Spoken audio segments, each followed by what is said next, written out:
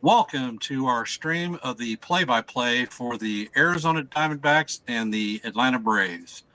The game is being played at Chase Field.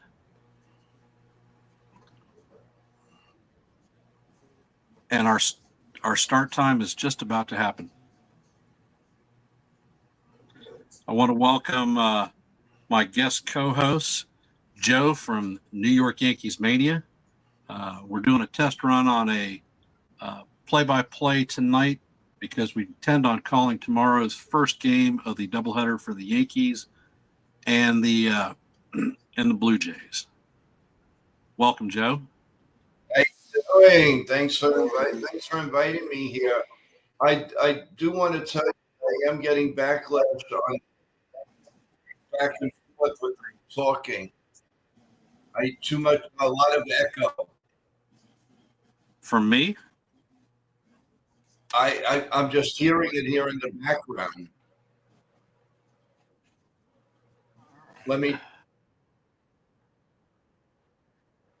It's like way behind. Okay, because I just muted myself, and if you're still hearing background noise, it's coming from your half.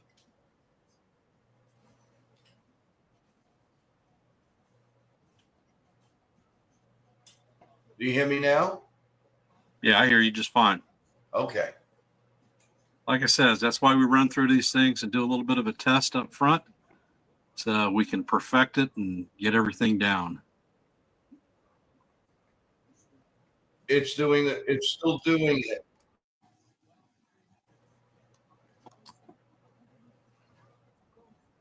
Did you turn your mic volume down just a tad bit?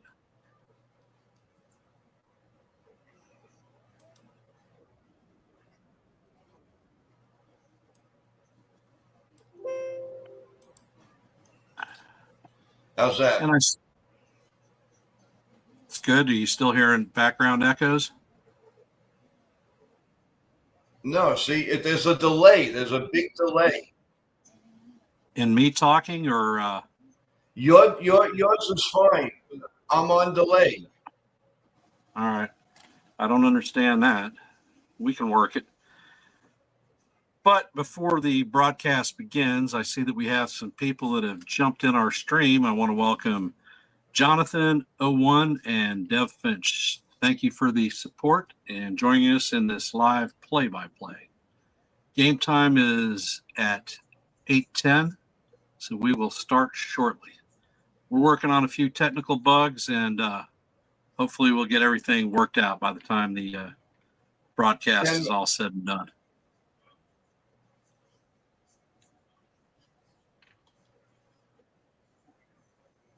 Can maybe lock me off and I'll restart it because it's too much of an echo.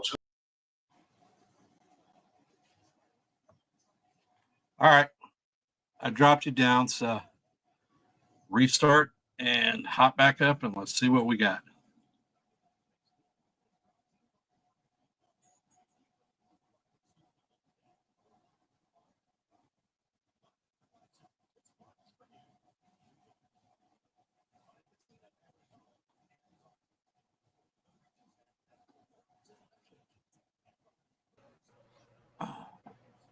All right, you ready?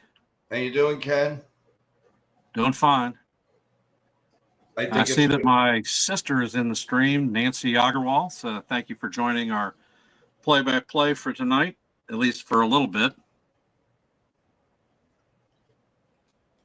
Hi, Nancy. Welcome.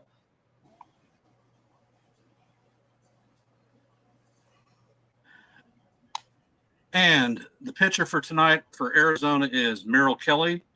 He started 5 games this season. He is 3-1. He has a 4.73 ERA, 26 innings pitched, 11 walks, and 21 strikeouts with a whip of 121 or 116. Kelly's one loss is to our New York Yankees back in the Bronx when we faced off in our first series against them. Defensive alignment is Josh Naylor at first, Tevin Terwa at second. Jorge Perdomo at short. Eugenio Suarez at third. Looks like Gabby Moreno is behind the dish. Outfield alignment is going to be Corbin Carroll, Alec Thomas, and it looks like it is going to be Lourdes Gurriel playing left field. Hey, Jason, welcome to the stream. Thanks for coming on board. Before we start, if you haven't, like. If you're not, please subscribe. And if you find value in our content, please share it with your friends. Tonight, leading off for the Atlanta Braves is former Yankee left fielder Alex Verdugo.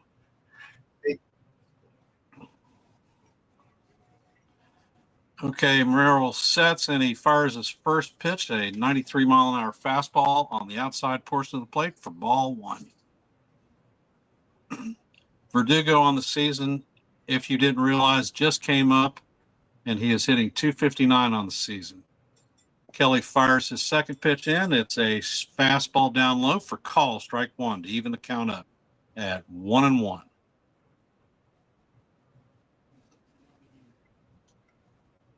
Verdugo takes a splitter up top and fouls it off. The count is now 1-2. And the comment from Jason Custodio, Verdugo lucked out when Profar got popped on PEDs and suspended for 80 games. And you are absolutely correct. Kelly sets and he fires, and Verdugo hits a fly ball to left field. And the left fielder catches the ball cleanly, and it is not Lourdes Gurriel. I think it's Batista.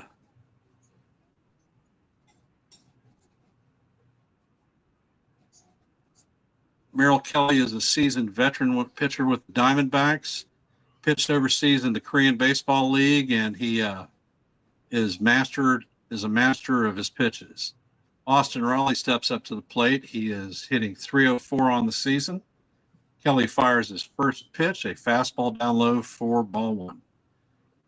Riley is hitting on this season .306 with 6 home runs. Kelly fires his second pitch in, and it is another 94-mile-an-hour fastball down low for ball two. The count is now 2-0 with 1 out. No runners on. Kelly sets. He fires. Riley fouls the ball off into the stands to bring the count to 2-1. The Braves had started out the season a bit slow, and they are working their way back up to 500. And Kelly fires a cut fastball that is swung over the top by Riley to bring the count even, 2-2. We have Marcell Ozuna on deck. I see Real Bill P has jumped into our stream. Welcome. And Kelly fires a sinker that Riley swings over the top of for call, strike three. We have nobody on with 2 outs, and we are in the top of the first inning. Marcell Ozuna stepping up to the plate. He's hitting .300 this season with 4 home runs. Ozuna takes his first pitch and hammers it out of the park into the first deck for a home run, his 5th on the season, and the Braves take a 1-0 lead.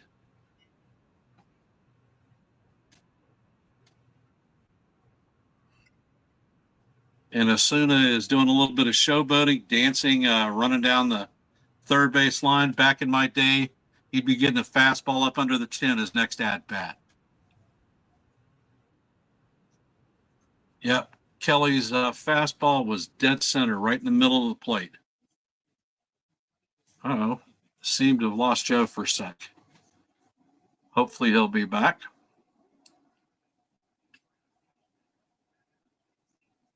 All right. Now we have Matt Olson stepping up to bat in the cleanup spot. And he takes a first pitch for call strike one. He sets and fires and puts a ball in play. Third base side, Gino Suarez is under it and catches the ball for the third out of the inning. Diamondbacks coming up to bat. I seem to have lost my partner here. Hopefully he'll be back.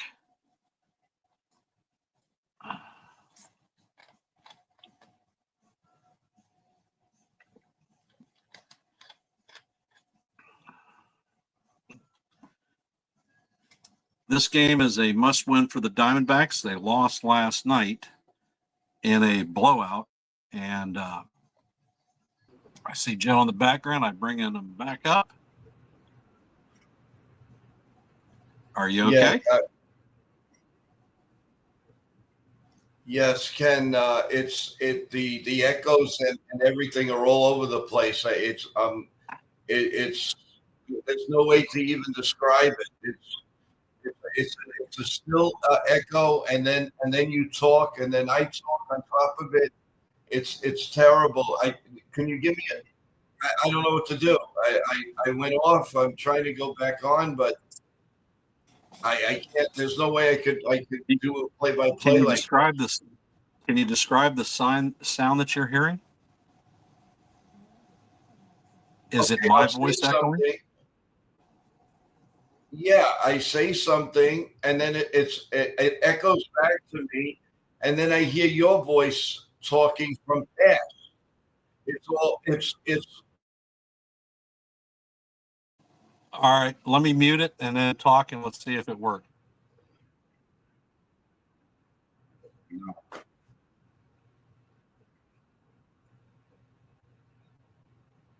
You're still hearing it?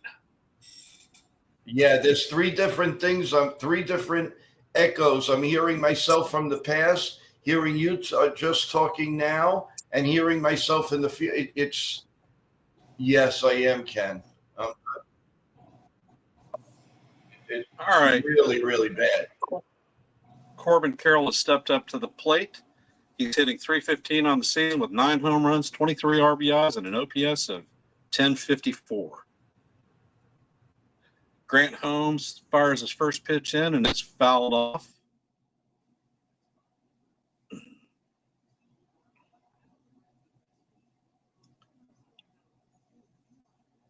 And his second pitch is fouled down the first base line. The count is 0-2 to Corbin Carroll.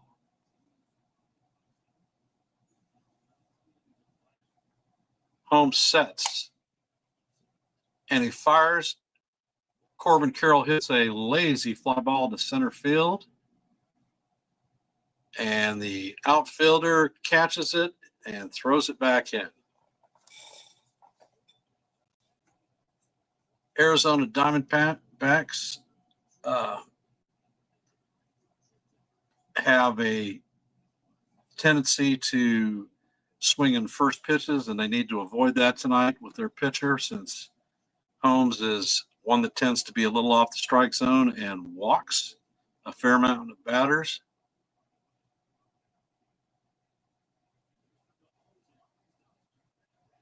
And Gerardo Perdomo steps up to the plate. He's hitting .253 or .258 on the season with 3 home runs.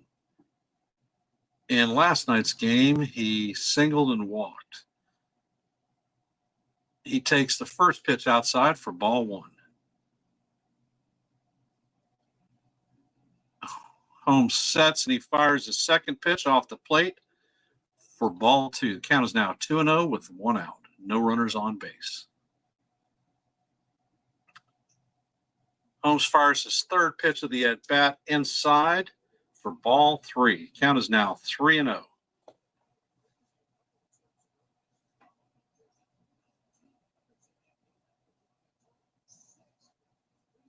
Grant fires a fastball for call strike 1 at the top of the zone.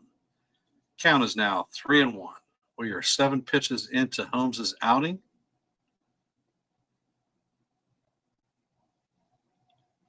Perdomo stays patient. There's a fastball off the plate for ball 4, and he walks for the first base runner of the game.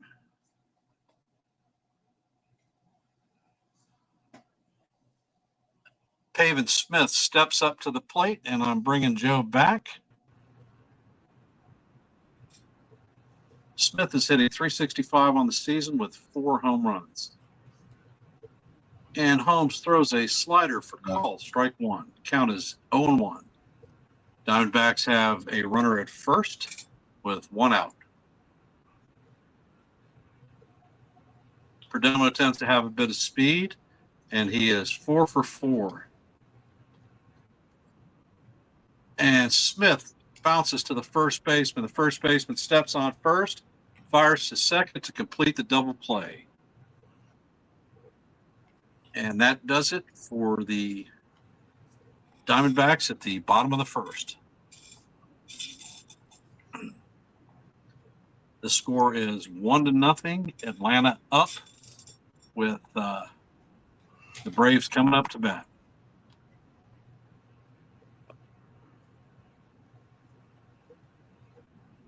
Real Bill, they definitely do need to be patient.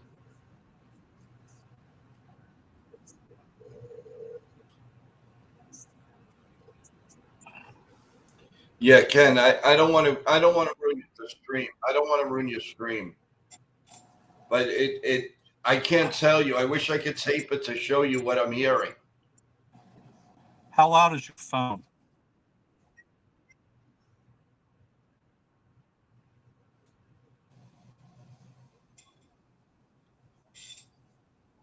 When you're hearing echoes, is it, you think, because your phone is a little bit too loud? No. It is. First of all, you talk regular, then all of a sudden I get you in the background.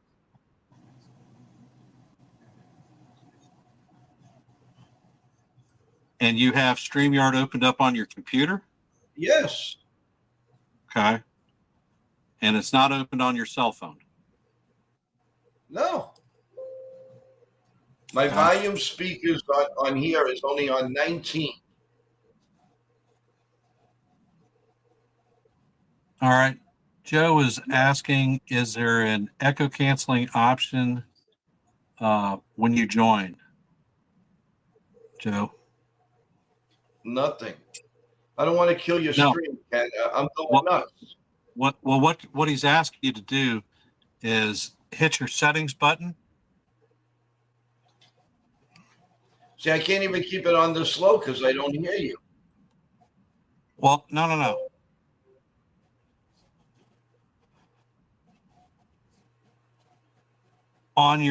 If you hit the settings button, you'll see a bunch of options. Go to audio, and you should have a tab that says noise cancellation.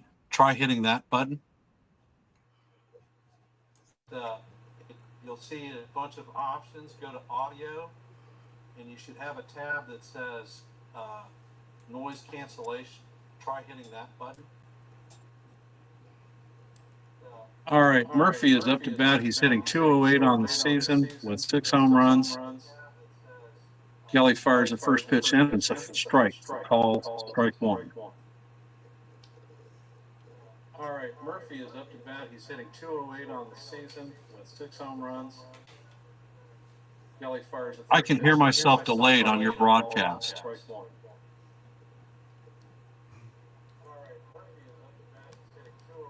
Murphy gets a pitch that he fouls off. The count is 0-2. I can hear myself delayed on your broadcast. Yeah. Kelly throws a pitch off the plate for ball 1. Count is now 1-2.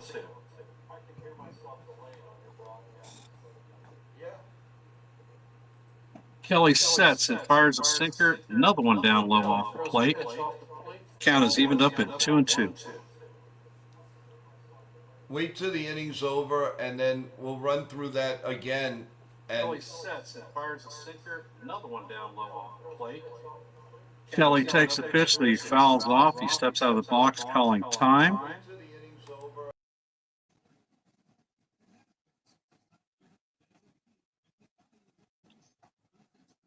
Kelly sets and he fires. Murphy fouls the ball off again. The count is still 2-2.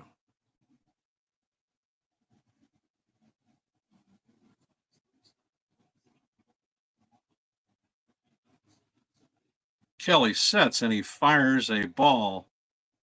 Changeup is 58 feet and bounces in front of the batter's box. Count is now full 3-2. We have no runners on and nobody out. Kelly sets and he fires. It is hit high and it is gone for the second home run of the game. Barossa crashes into the wall and is not able to bring it in as he reached over the fence. That is Murphy's 7th home run of the season as he rounds the bag.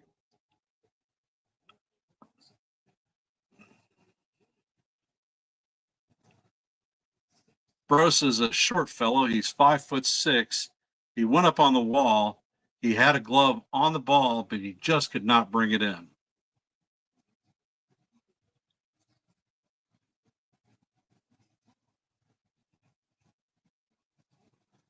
And Ozzie Albies steps up to the plate. He takes call, strike one on the outside corner of the plate. Albies on the season is hitting .232 with 4 home runs. Takes a sinker that he swings over the top of for strike 2. The count is now 0-2.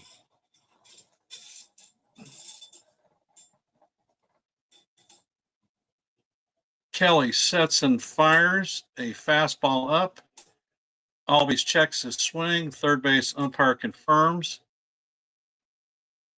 They are showing a replay of the Murphy home run. Albies, or the ball hit in his glove and went into the stands. The fans had to give Barossa his baseball glove back. So he actually made the play, but he lost his glove and the ball. In his glove and went into the stands. The fans had to give Barossa his baseball glove back. So he actually made the play, but he lost his glove and the ball.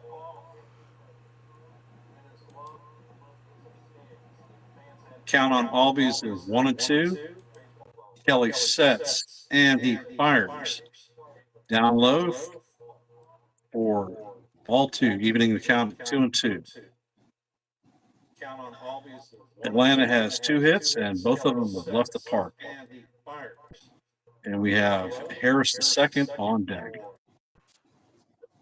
Kelly fires a curveball that is fouled down the first base line. Count remains 2-2.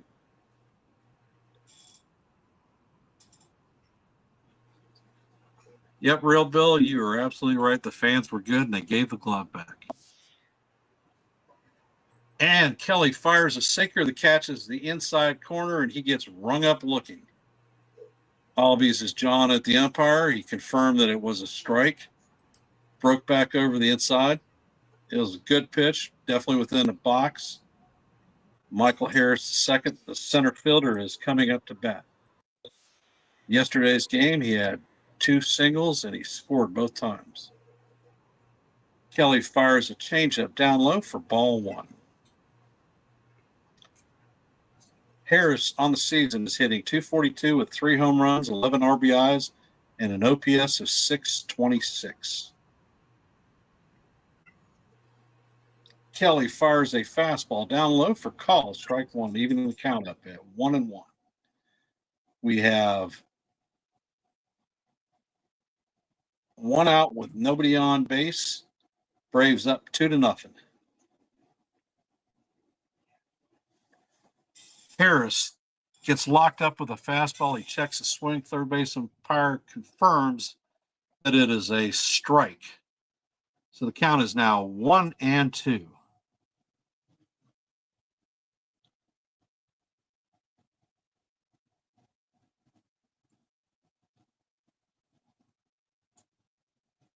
Kelly fires a changeup that is fouled off. Count still remains 1-2. Kelly has thrown 31 pitches at this point in the game.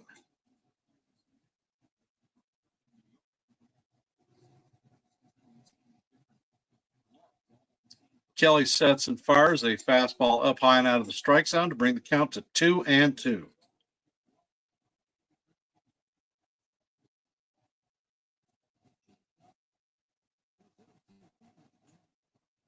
And Harris takes a pitch and he punches it through the vacant shortstop hole for a single. Nice two-strike approach, going with the pitch and hitting it through the gap.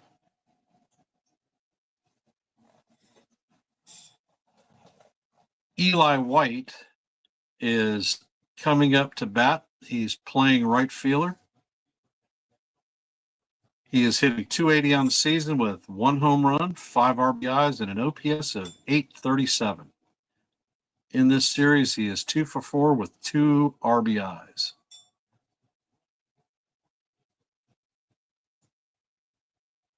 And the pitch is down low for called strike 1.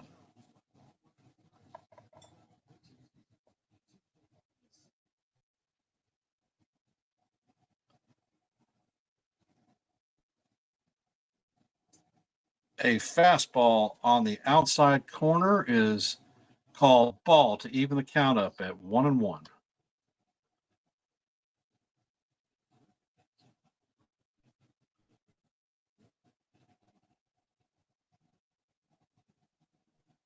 Kelly sets, he fires, and it is skied to right field. Very short. Corbin Carroll closes on the ball, and he makes the catch, throws the ball in. That is 2 outs in the inning. Kelly is at 36 pitches for the inning. We have 2 outs with a runner at first base. And Nick Allen, the shortstop, is coming up to bat. He's hitting .273 on the season, no home runs, 2 RBIs, and a .649 OPS.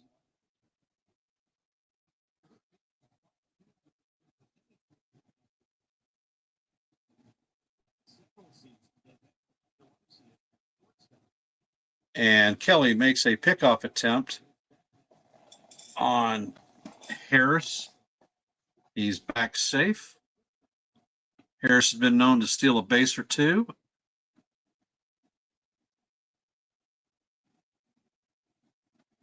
Merrill sets, and he fires a changeup that is called strike 1 on the outside corner of the plate. Count is now 0-1.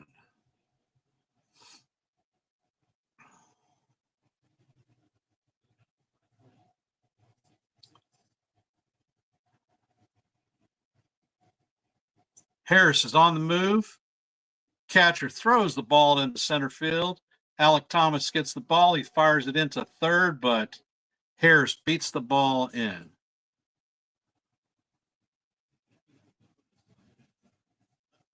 It was a bad throw from the catcher. He threw it behind the second base runner or the second baseman. There was no chance he was going to catch that ball.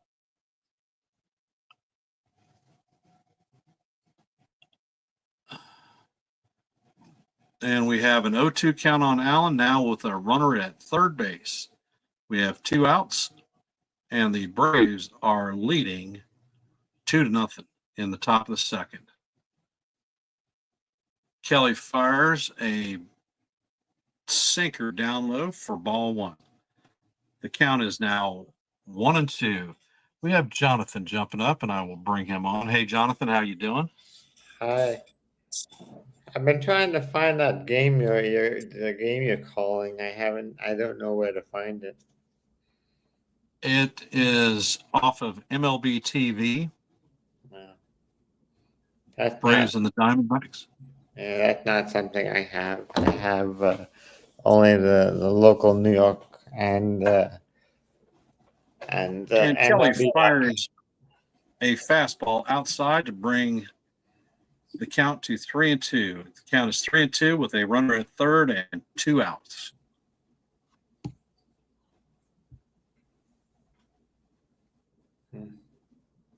Kelly sets and he fires, and the ball is tapped foul. Count remains full at 3-2. I guess we can talk during the commercial. And the ball is tapped to the shortstop, Gerardo Perdomo, and he fires across the dugout or the diamond to record the third out of the inning. I see Joe back, so we will try to bring him up. Hey, Joe, am I still echoing? No. No. So what did you do? Well, I'm looking at the scores. Hey The guys, Orioles- it's the same. I've tried 3 different things, and absolutely, I do not want to kill the stream. Go to settings at the bottom of your screen in StreamYard. Hit audio. And you should see echo cancellation and reduce mic background noise. Click both of those. Yep. And then back out. Let's see what we got. I see that we have Reuben James joining our stream. Thank you. Most appreciated of your support. We are calling the Atlanta Braves and Arizona Diamondbacks game. We are going to the bottom of the second, and the Braves are up 2-0 on 2 solo home runs. Yeah. Merrill Kelly is on the bump for the Diamondbacks, and Garrett Holmes is on the mound for the Atlanta Braves. Did you hear about the recent news with the Baltimore Orioles? No, I did not. They placed Tyler O'Neill on the 10-day IL. Tyler O'Neill on the 10-day IL. Well, that's not good for them. Yeah. And Seattle also, Logan Gilbert has been diagnosed with a grade 1 right elbow flexor strain. And we have Josh Naylor stepping up to the plate. So Naylor is hitting .310 on the season with 4 home runs.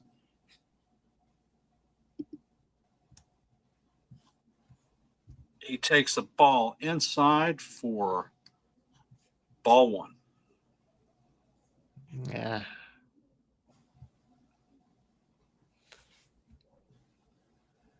The Rays also played today. Naylor tags one that goes to right center field, but Harris closes on it to make the catch to record the first out of the inning.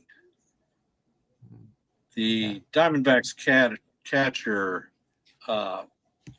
Gabby Moreno, is coming up to bat. He's hitting .222 on the season with no home runs, 3 RBIs, and a .573 OPS.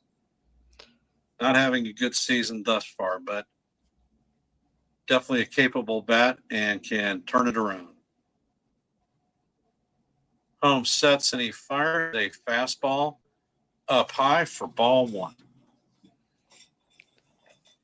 Well, since I'm unable to watch that game, I don't think I'll be very much help to you on the live stream. Yep. And he fires the second pitch up and in for ball 2. We will be calling the game tomorrow, the first one. So if Joe can't get it together, you could help there. Yeah, I'll probably be watching. I'll watch it also. I can watch that game. It's my local channel. And Moreno takes a pitch up high to bring the count to 3-1.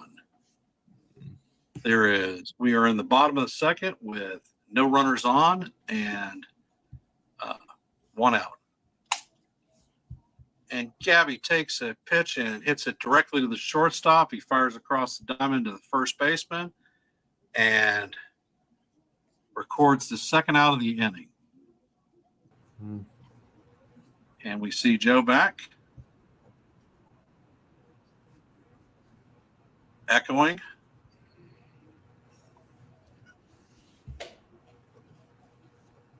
Eugenio Suarez is up. And he takes a pitch and drives it deep into left center field to ding a home run. Suarez's 7th of the season, bringing the score to 2-1. Exit velo was 101 miles an hour. The ball went 418 feet, so he definitely crushed that one. Yeah, I'm following the Tigers game, and they just scored 2 runs to take a 5-2 lead over the Orioles.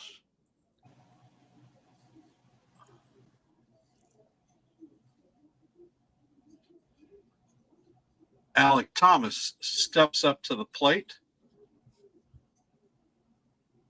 He takes a slider down low for ball 1.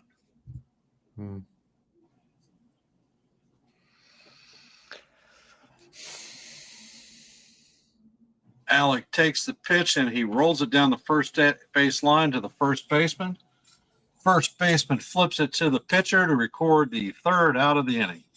But the Diamondbacks did get on the board with a solo home run from Eugenio Suarez.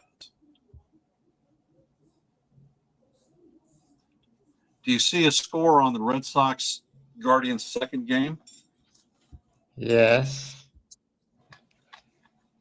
They is it the 5-4 game? The makeup? The Guardians won 5-4.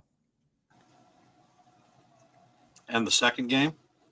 Red Sox 7-3. So it's a split doubleheader. So the second game's over with? Yeah, both games are over. Okay. The Red Sox split. The Red Sox and Guardians split their doubleheader. And we see Joe joining us again, and let's bring him up. Guys, how are we doing now? Everything. I hear so many echoes, people talking before. I heard you make the announcement of the home run 3 times.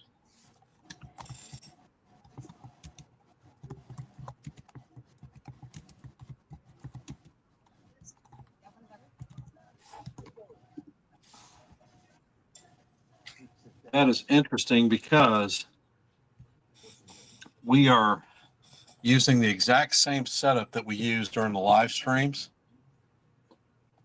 Are you normally on your phone when we're doing live streams? No. So I don't understand what the hell has changed.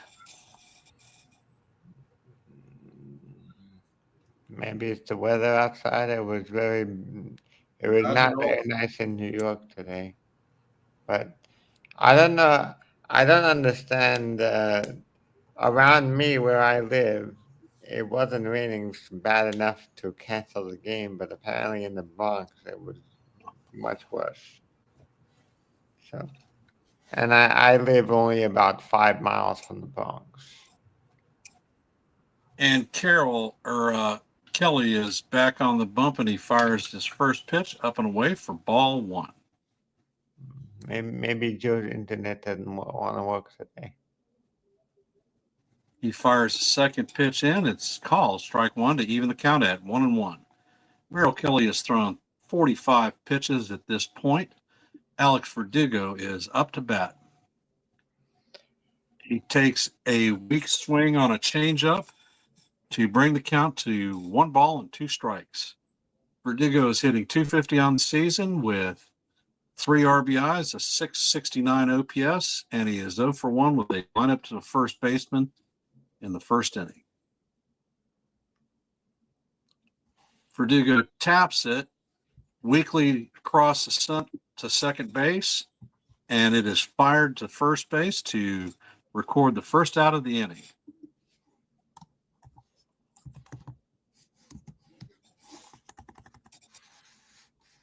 And Austin Riley is stepping up to play. He is Kelly's first recorded strikeout of the game.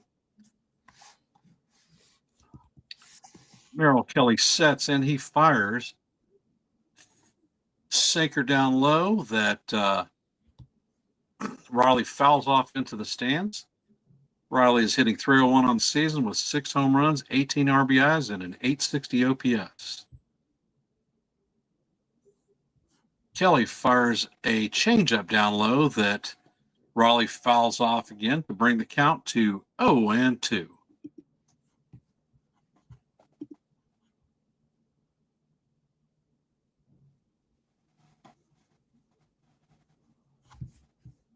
All right.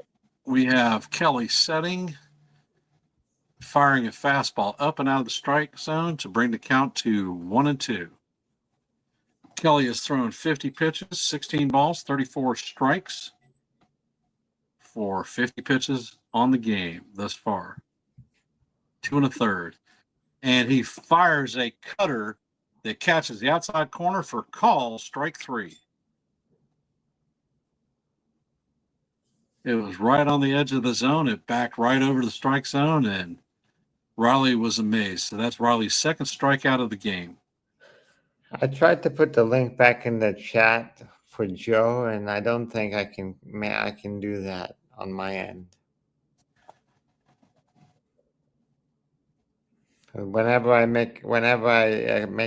put the link in, it goes and then it goes away. So I don't know what. Maybe there's something wrong with StreamYard tonight.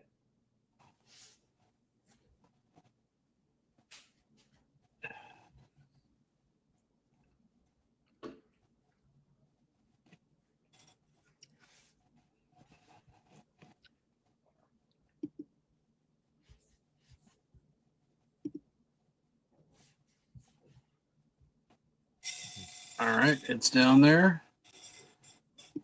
And Ozuna is up to bat, and he lines a ball to the left fielder. Gets a 2-out single.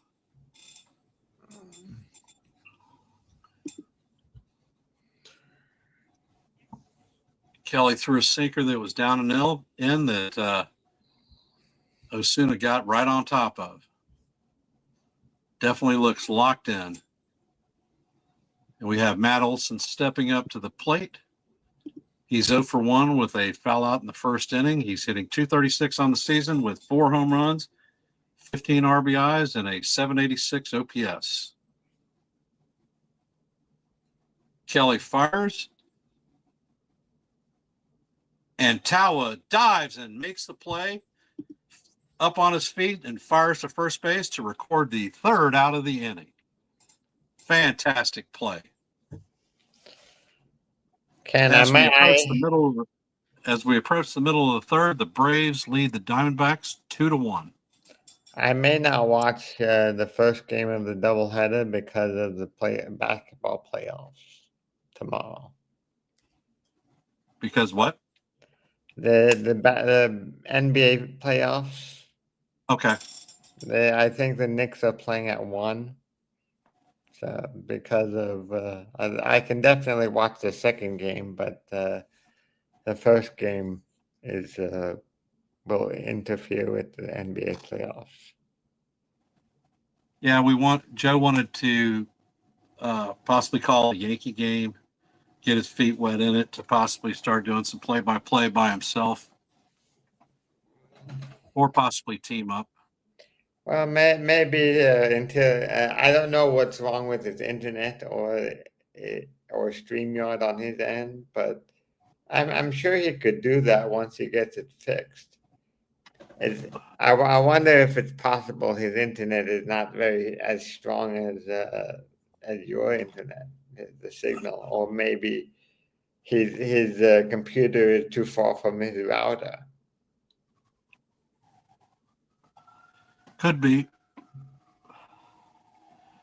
I know he's running with a computer that's at least 5 or 6 years old, so it's a little bit on the outdated side. Maybe like I don't know if he plans on doing this long term, but maybe he can invest in a better updated computer to run more of this software. I don't know. Possible. I don't know anything about StreamYard. All I know is you have to pay for it. Every time you put in every time there was a link in the chat for StreamYard, it And let us see. The first ball from Holmes to Barossa is up and out of the strike zone for ball one. Jorge Barossa is hitting .250 on the season. He's our left fielder this evening. And he swings through the next pitch to bring the count to 1-1. it looks like Holmes is not doing very bad at the start of pitching.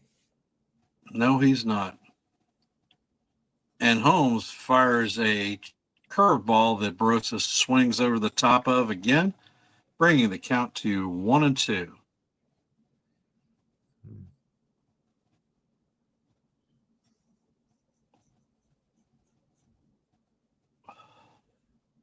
Barossa sets in the box. He swings over the top of a changeup. The ball is dropped by the catcher, but he fires to first base to complete the strikeout. So that is one down in the inning. And that is Holmes' first strikeout of the game. All right. I think I don't know if I can stay on much longer. I'm getting a bit tired, and this is just a call game. I'm not used to a call game, so I'll catch you on a later time. All right, Jonathan. I appreciate you hopping on the stream. Thank you. And Joe, I am looking at it right now as we speak.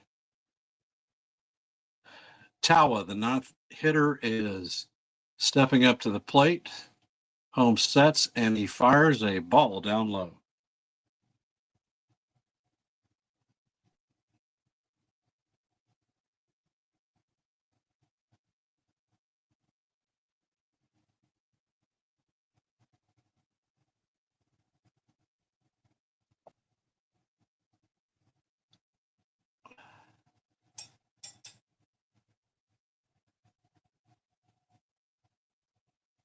And we have Corbin Carroll sitting on deck. The count is 2-1. Holmes fires a fastball in that is fouled off by Tawa to bring the count to 2-2.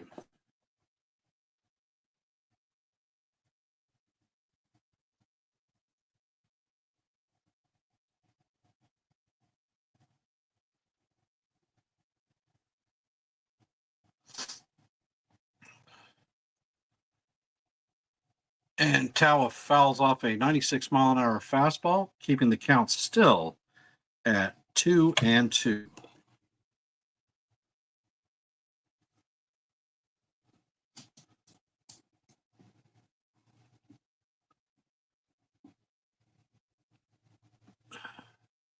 Holmes fires a changeup that bounces 58 feet in front of the plate to bring the count to 3-2.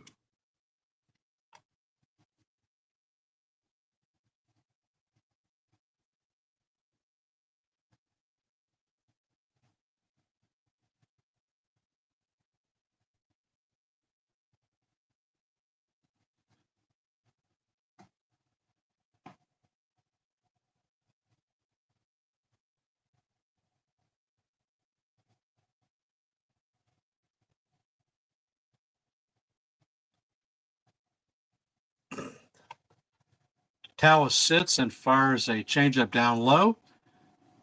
Tawa checks the swing, and the umpire says that he went around, so he is rung up to record the second out of the inning.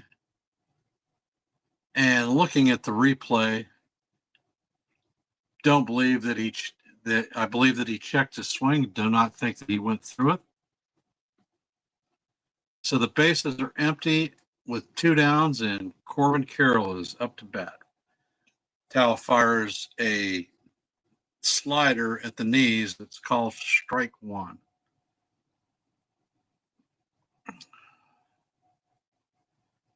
Corbin Carroll is the major league leader in extra base hits and total bases on this season.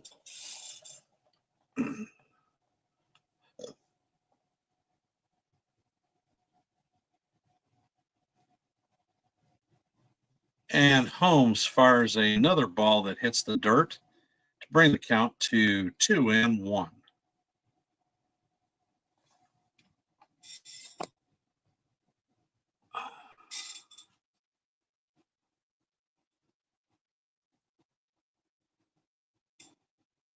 He fires a 95-mile-an-hour fastball that is fouled off.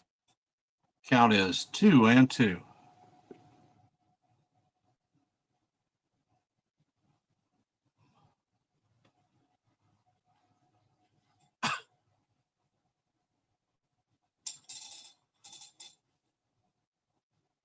And Corbin takes a fastball on the outside corner for called strike three.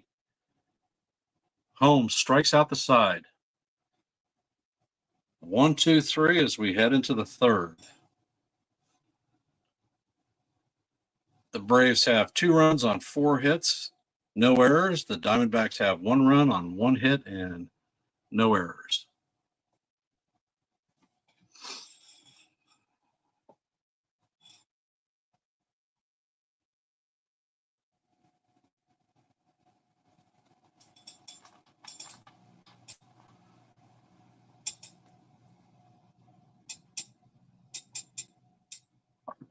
This game is progressing fairly quickly as we're heading to the top of the fourth.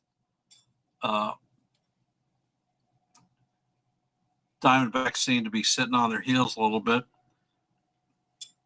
Initially, the game plan was to show patient at bats. Well, their patience is got 2 of their 3 hitters that last inning rung up on call strike threes, and definitely strikes right on the corner and right down the middle. So, third strikeout was on a check swing, which I don't agree with, but the umpire's the umpire, and he made the call, and so we have to live with it.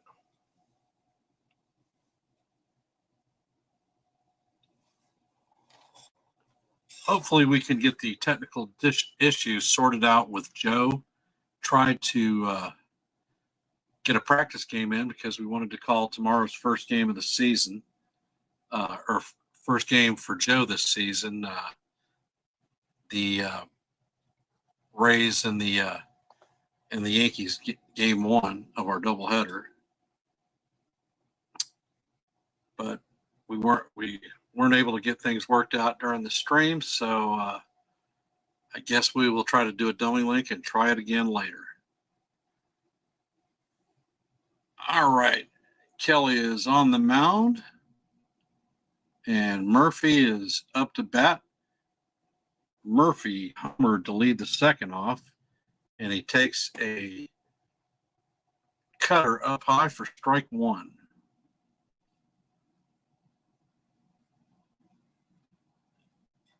And Murphy fouls off a slider to bring the count to 0-2.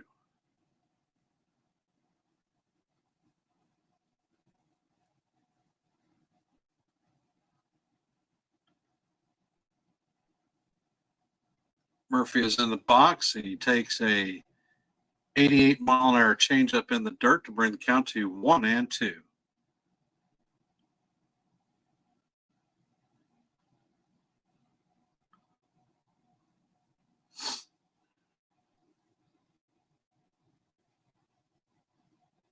And Kelly fires another changeup down low to bring the count to 2-2. We have Ozzie Albies on deck, waiting for his next crack.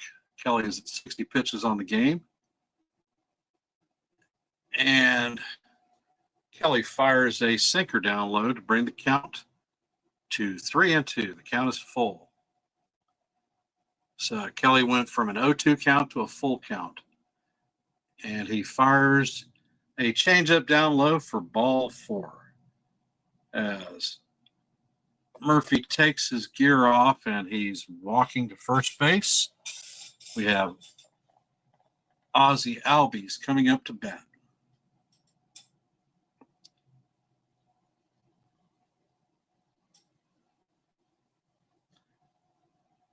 Albies struck out his first time up at bat. Kelly sets and he fires. Albie hits a shot down the right field line, but it is foul.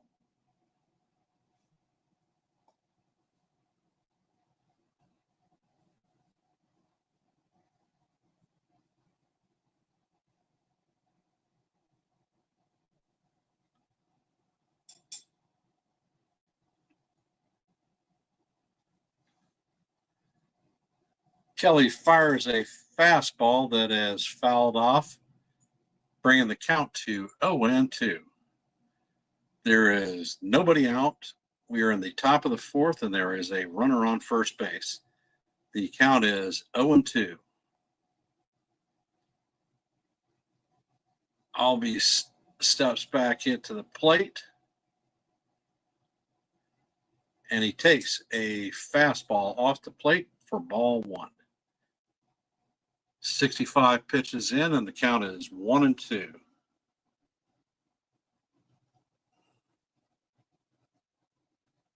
Ozzie sets, and he gets a ball tapped to Tawa. Tawa flips it to Perdomo, takes the runner out, or takes the out at second, but is unable to make the throw. So fielder's choice on that play. Runner still at first base. There is one out. And Michael Harris, the second, is stepping up to the plate. In Harris's last 7 games, he's 11 for 28, hitting .393 with 5 RBIs.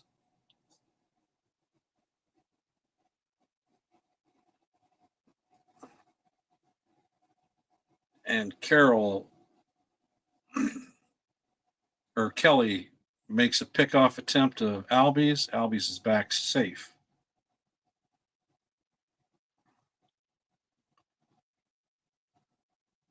Kelly sets and he fires a cutter off the plate for ball 1.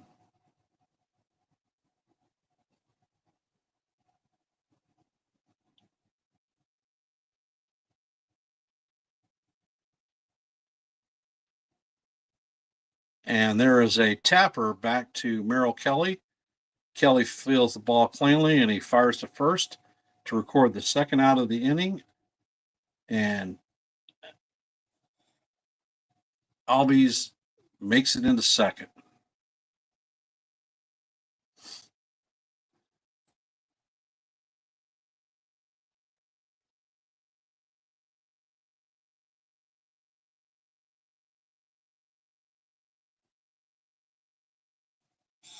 The right fielder, Eli White, is coming up to bat. Kelly sets, and he fires a sinker for call, strike 1.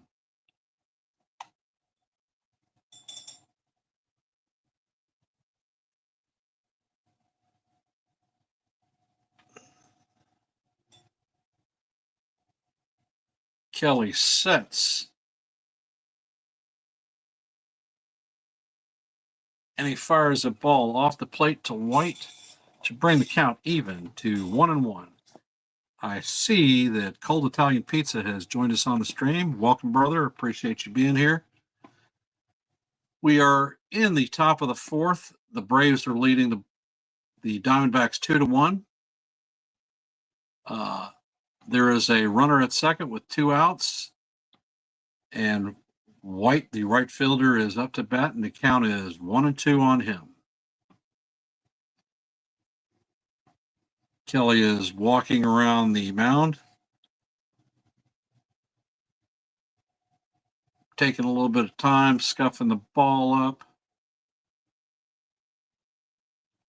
He sets, and White fouls the ball back. Moreno can't hold on to it, so he's got a little bit of leash on life. Count is still 1-2. Looks like Moreno took the ball off his wrist, so he's walking around a bit. Umpire is giving some time to get the blood flowing back into his hand.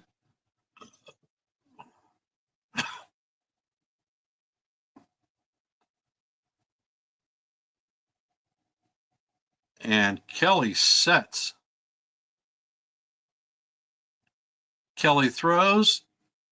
White checks his swing, and the umpire at first base rings him up for the strikeout. And that ends the top of the fourth. The Braves have 2 runs on 4 hits. The Diamondbacks have 1 run, 1 hit, and 1 error. There is plenty of life left in this game, and the Diamondbacks tend to score a lot of runs in the latter half, 7th inning and beyond. So wait for the fireworks. They tend to eat up bullpen pitching. Let me step away for a second. I'll be right back.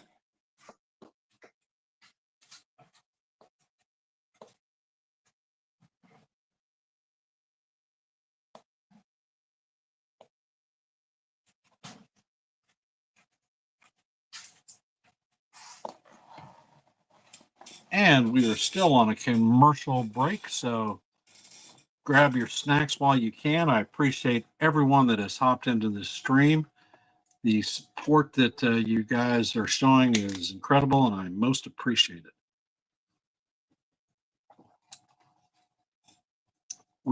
Joe and I are trying to call tomorrow's game 1. The Blue Jays and the Yankees. Joe had technical problems. We were trying to run this game tonight to make sure everything would go well tomorrow, and had a lot of echoing, and we couldn't figure it out. So hence we are going to give it another shot after this stream. Hopefully we can get everything resolved.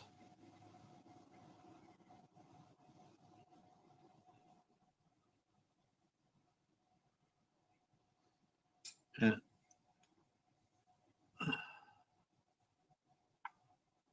we have returned back to the game. And they're talking about the Dodgers coming to town May the 8th for a 4-game set. Holmes fires a fastball inside for ball 1. And they are showing a lot of people eating ice cream at Chase Field tonight. Holmes fires a second pitch down low for ball 2. Count is now 2-0.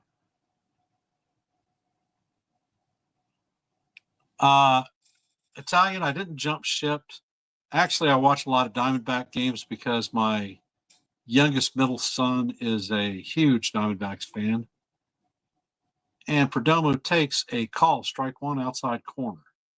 Wanted to do a test game with Joe because we want to call the game 1 of the Yankees and Blue Jays tomorrow, and wanted to work out any possible technical issues.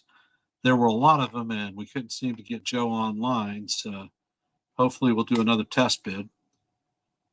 Holmes fires a fastball up high for ball 4, and Perdomo takes his gear off, and he saunters down to first base. They're looking at trying to get it started in the 4th. Pavin Smith is coming back to bat. He is hitting .359 on the season with 4 home runs, 9 RBIs with a 1169 RBA or OPS.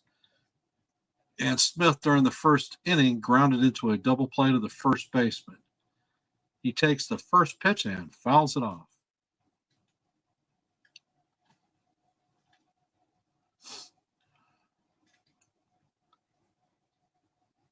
And Holmes make a pickoff attempt of Perdomo at first, but the throw is not in time. Oh, Italian, I know you're kidding. No worries there, brother. Holmes sets, and he fires a changeup inside, down low to even the count at 1-1. Plus, last year on the strike zone, I called a lot of ball games and had a good time doing it with NFE. So I figured I'd jump in and give a couple of calls. And Holmes fires a sinker that bounces in front of the plate, brings the count to 2-1. There is a runner at first with nobody out, and we are in the bottom of the fourth. Atlanta Braves lead the Arizona Diamondbacks 2-1. Holmes fires a fastball that catches the inside corner to bring the count to 2-2. And we have Josh Naylor on deck.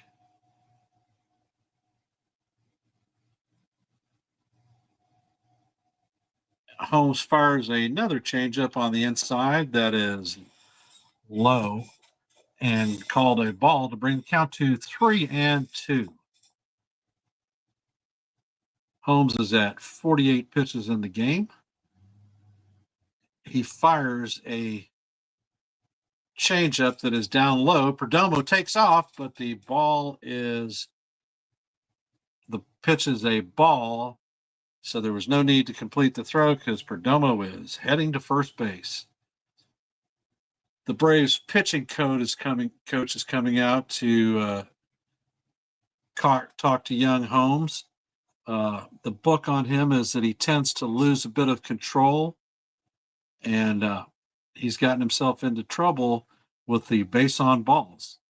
So for you Diamondback fans out there, this may be the opportunity to get back in the game. Actually, they're in the game. There's a 1-run differential. Possibly do some damage and take the lead for the first time in this game.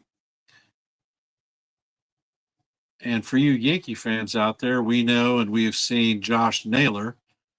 He's hitting .307 on the season with 4 home runs, and he lined out to the warning track his first at-bat. There's plenty of speed on the base for the Diamondbacks, and Naylor takes a fastball up and in for ball 1.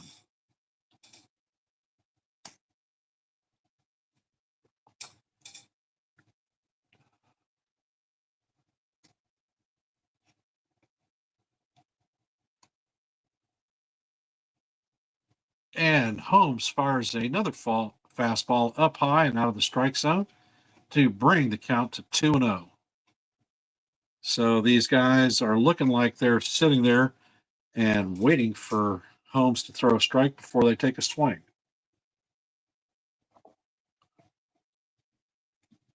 Naylor chops the ball to first base. It's up the line. Olsen only has one play. He steps on first base to record the out. Runners advance to second and third. So the runners are at second and third with 1 out. So let's see if they pull a New York Yankees and are unable to score with runners in scoring position and less than 2 outs. Gabby Moreno, the catcher, is stepping up to bat. He is hitting .219 on the season, and he is 0 for 1 today. And Moreno takes a fastball up high and inside.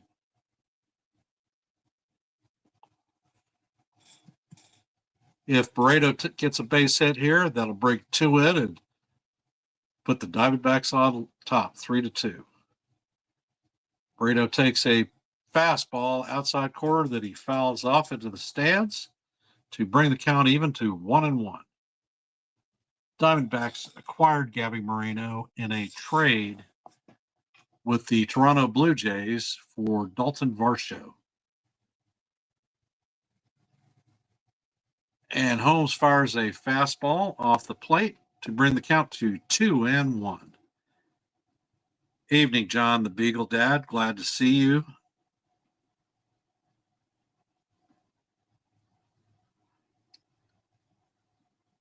And Holmes fires another pitch up and in, bringing the count to 3-1. He's faced 3 batters this inning, and he's gone to a 3-ball count on all three hitters. He's got his count raised up to 56 pitches, and he fires a fastball up high that Moreno swings through to bring the count 3-2. He missed a belt-high fastball, and Eugenio Suarez is sitting on deck. Suarez has accounted for the one Diamondback run with a solo shot in the second inning. Moreno takes a step out of the box, picks up some dirt, getting his concentration, takes his practice swings.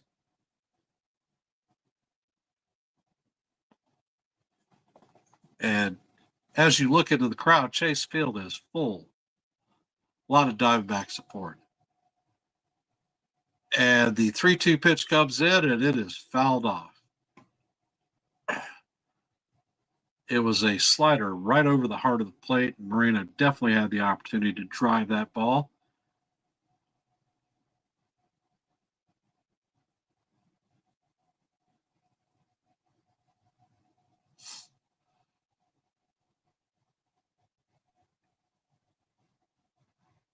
Holmes sets, and he fires. Another changeup that is fouled down the third base line.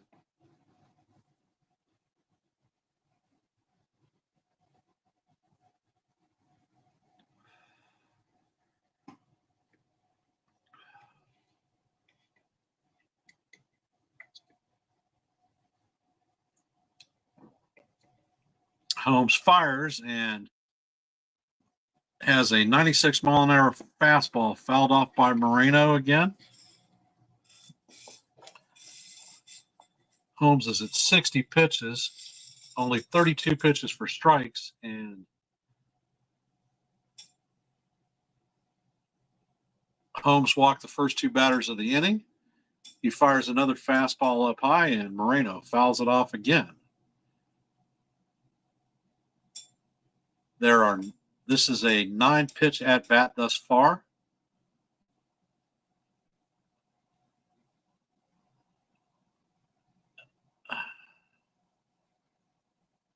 Holmes sets and fires, and Moreno once again fouls the ball off.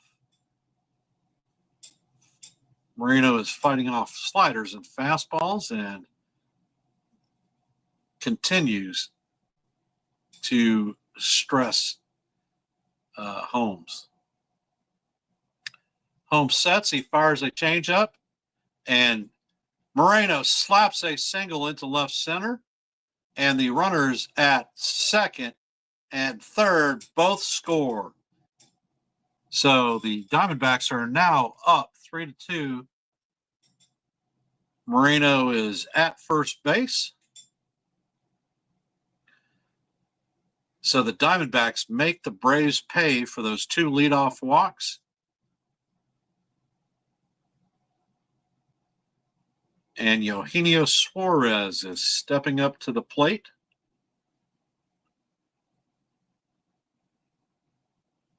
And he takes a changeup on the inside for a call, strike one.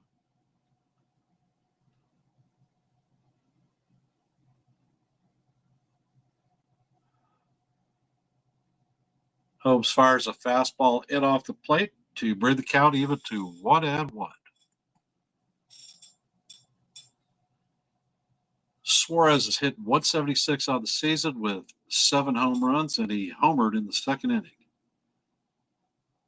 He takes a fastball down low to bring the count to 2-1.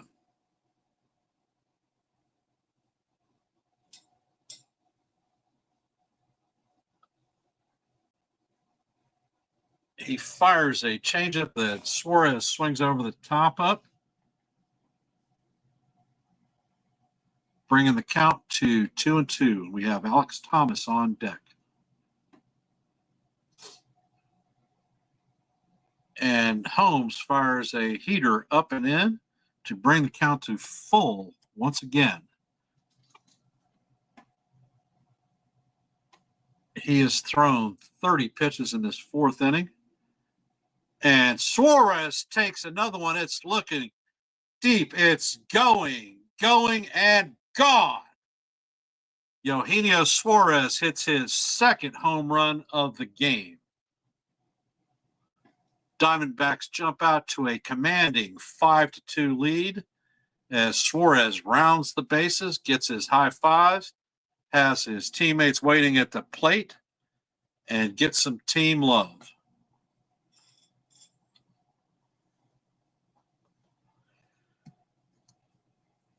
Suarez took a 95-mile fastball at the top of the zone and drove it out of the park.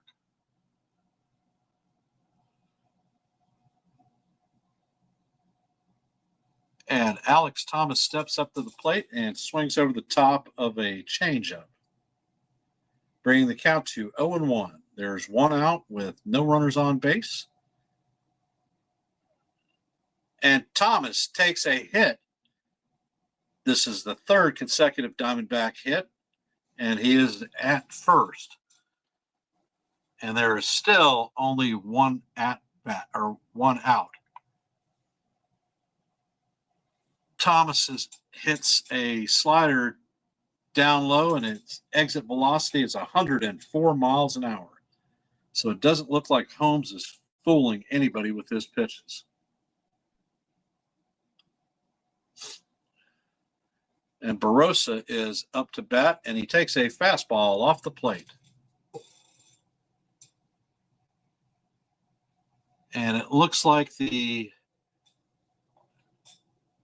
Braves have activity in the bullpen. A right-handed pitcher, Blewett, is warming up. And Holmes fires another fastball off the plate for ball 2.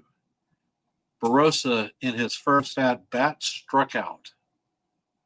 He is 0 for 1 on the night.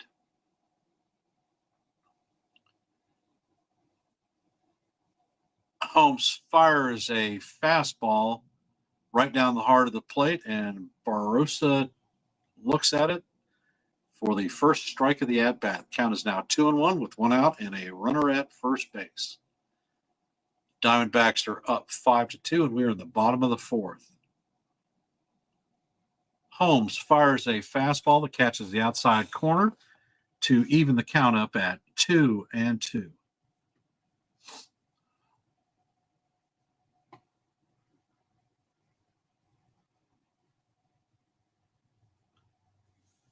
Barossa steps back into the plate, and he taps the ball to Riley at third, and they can only get one at second. Barossa is a fast runner, and they could not get it.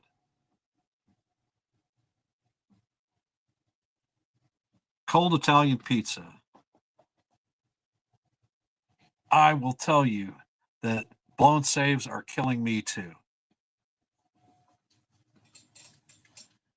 And Tim Tawa is stepping up to bat. He is 0 for 1 tonight, and he struck out in the third.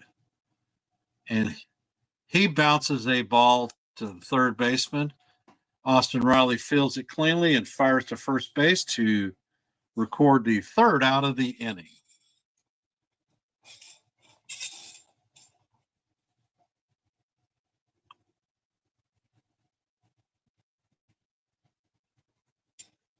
And we're bringing up a comment from John the Beagle Dad. Cold Italian pizza. Good evening. I like paying attention to the other teams too. As do I. My son is a big Diamondbacks fan, and I watch a lot of D-backs games with him, and hence get an opportunity to check out the NL West. A lot of teams, and like this one, for instance, one of the initial division frontrunners expected to be is the Atlanta Braves, and I don't get an opportunity to watch them very often, so it's good to be able to catch a game with two quality teams in there. Right now, the broadcast is in a commercial break, and I want to thank everybody who has decided to come into the stream and support our play-by-play for this evening. As you know, the Yankees had a rainout today, and we were going to have Max Fried on the bump. So we'll have to wait for that game till tomorrow at 1:35, which, if everything works out right, Joe and I will be calling the play-by-play for that game. This was supposed to be our test bed for tonight. make sure that we were all synced up doing a play-by-play, but he had technical issues that we just could not survive with.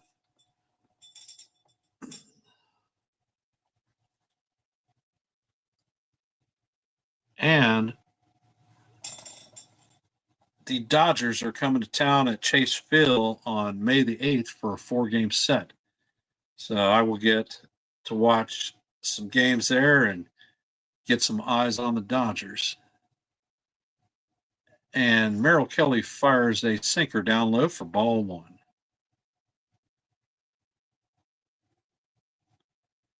Kelly is 74 pitches deep into the game, and I suspect that this may be his last inning. Nick Allen, the shortstop, is starting the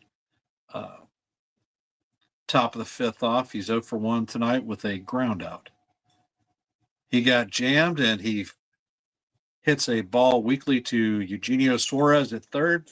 Suarez fires across the diamond to record the first out of the inning.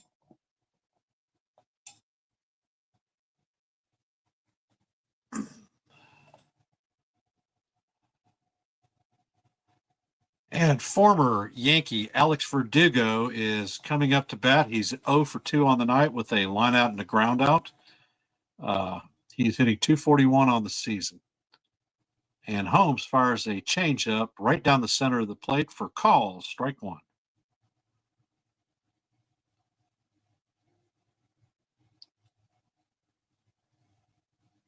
Verdugo takes a shot to deep center field, but Alex Thomas is on it and records the out. 2 outs in the second. 2 outs in the top of the 5th. And Austin Riley is stepping up to the plate. He is 0 for 2 tonight with 2 strikeouts. Kelly has punched out 4 batters tonight. And Kelly fires a fastball down low for call, strike 1.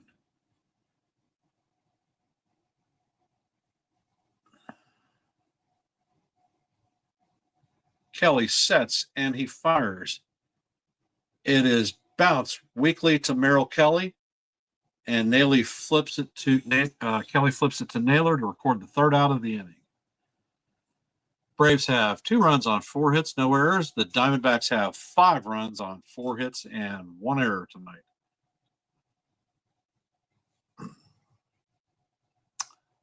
Let's see. Cold Italian Pizza bringing up a note from you.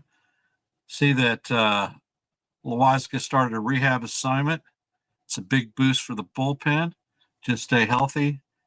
He pitched 1 inning and recorded a strikeout in that start. I know that DJ was also doing a rehab start at Somerset, and from what I saw before we went live, DJ was 1 for 2.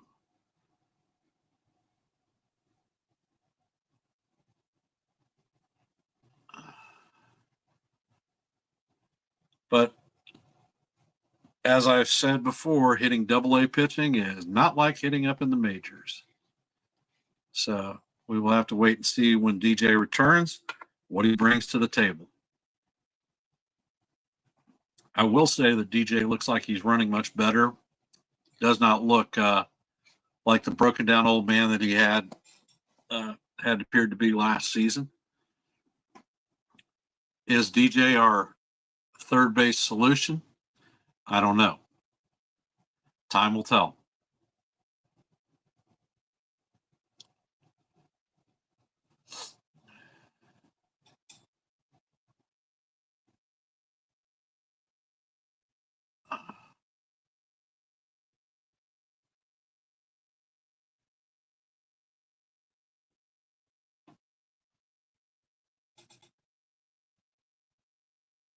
And they're showing a clip from a press conference. The Diamondbacks have been out of the services of their superstar second baseman, Ketel Marte, and they're talking about a possible return for the Diamondbacks series against Philadelphia. They will start that road trip in Citi Field. And Corbin Carroll, I missed the first pitch. It was a ball. Takes a call, strike one, bottom outside corner, and Holmes is back on the mound. He fires a changeup that Corbin Carroll fouls off, bringing the count to 1-2. We are in the bottom of the fifth, and Holmes is at 80 pitches. Carroll tonight is 0 for 2 with 2 lineouts. And Carroll swings over the top to strike out for the first out of the inning. Welcome, Lou. Glad to see that you are joining the stream. And Ken has not jumped ship. Ken is calling a baseball game because Ken likes calling games, but planning on doing a play-by-play for tomorrow's Blue Jays-Yankees game, the first game of the set, and was going to call it with Joe from NY Yankee Mania, but he had technical difficulties and we couldn't get it done. Holmes fires a fastball on the inside corner to Gerardo Perdomo for call strike one. Perdomo does not have an official at bat. He's been up twice and has walked twice. And Perdomo is jammed and he puts a can of corn to left field. Outfielder closes on it and secures the second out of the inning. Pavin Smith is stepping up to the plate. He's 0 for 1 tonight with a walk in the fourth, and he scored. He's hitting .359 on the season. See that my kid sister is there, and I believe she's giving me a thumbs up. Holmes fires a fastball that catches the outside corner for strike one. The count is 0-1 with 2 outs and no runners on.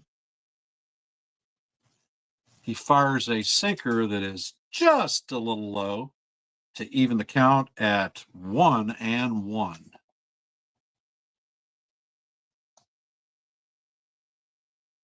Holmes fires a fastball that Pavin Smith swings over the top to bring the count to 1-2.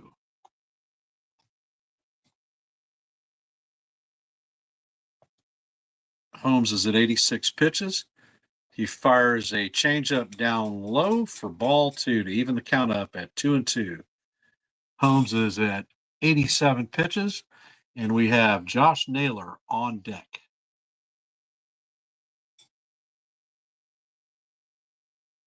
Smith grounds the ball weakly to first base. He flips it to home at first to record the third out of the inning, a 1-2-3 inning, and we are headed to the top of the sixth.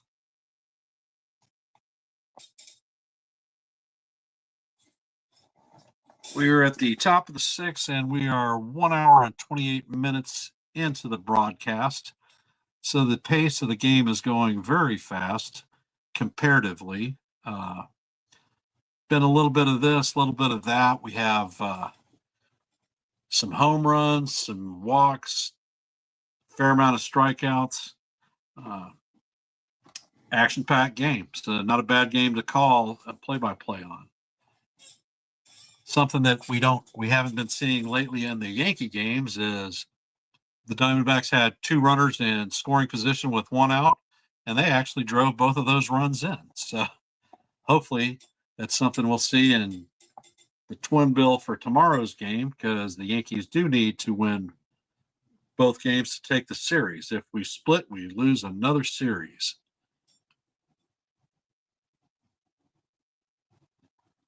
Max, glad to see you hop into the stream. The score is 5-2 Diamondbacks. D-backs started down 0-2. Merrill Kelly, their starting pitcher, gave up solo home runs in the first and the second. Eugenio Suarez came back in the bottom of the second and hit a solo shot to bring the count to 2-1.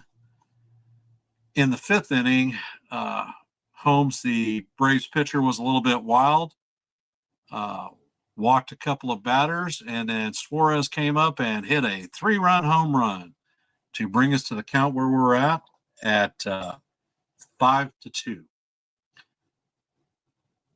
And it looks like Merrill Kelly is up on the bump again for the 6th inning. Kelly sets, fires a fastball to Marcell Ozuna, who fouls it off. He is 2 for 2 tonight with a solo home run and a single. Kelly sets and fires, and Ozuna hits a long foul ball down the left field line to bring the count to 0-2.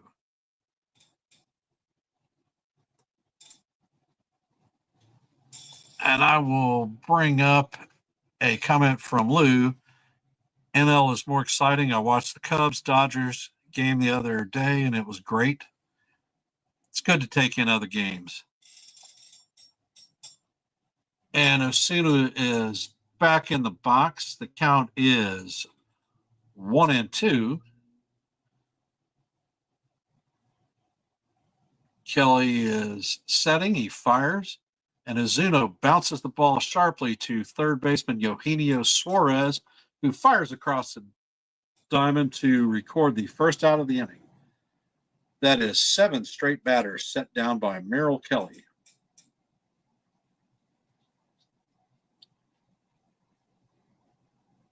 Those of you Yankee fans that are out there may remember Merrill Kelly from the Diamondbacks series.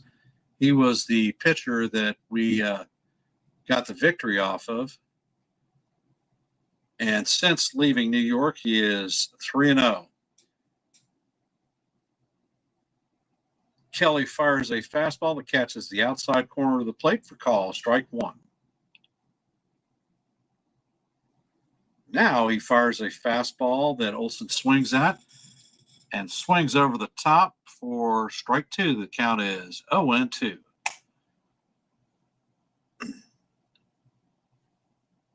There, we are in the top of the 6th. There are no runners on, 1 out, and the count is 0-2.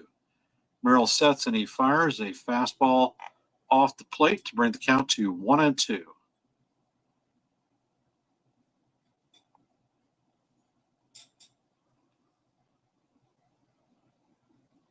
Kelly sets and he fires. The ball is hit weakly to Tawa, the second baseman, who shoots it to Naylor to record the out. Tawa is doing a fantastic job replacing the Diamondbacks superstar Ketel Marte. And Sean Murphy is coming up to bat. He hit a solo home run in the 2nd inning, and he walked.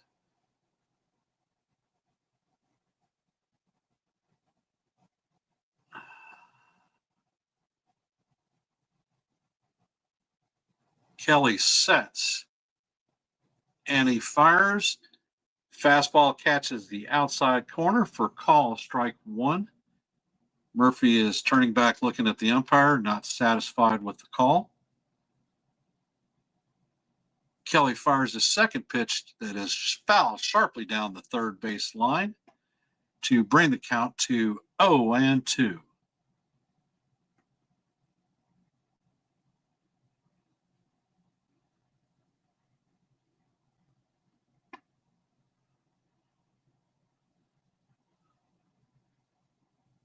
And Merrill fires a changeup that is fouled down the third base line once again. The count is 0-2.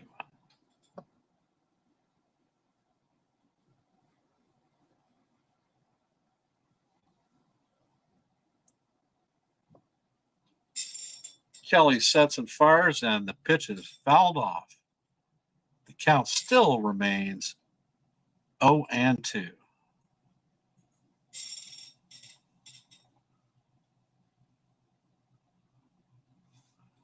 For those of you in the stream, if you haven't,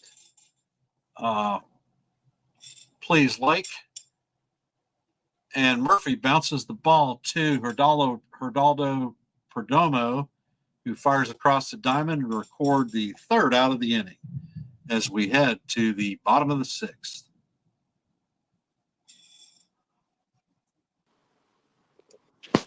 All right, and I see Joe bringing him on board. Do we still have the echo issue? Hey, Great Ken. to see you joining, Stephen B. Ken, can you hear me? I can hear you just fine. Okay, well, I'm on the phone. I'm on the phone app now. Okay. I did a few different things, but I can't. I just wanted to come on and see if this side works. So we'll have to wait till the end of the game because obviously I can't see the game and talk on this. This one's fine. We'll need to find out why that's happening on the computer. So everyone, I apologize. I would have loved to have done the game with Ken tonight, and hopefully tomorrow with the Yankees and the Blue Jays, things will be much better. We're gonna work on it after the stream, and again, my extreme apologies to everyone. But Ken is doing a fantastic job. Hey, Joe.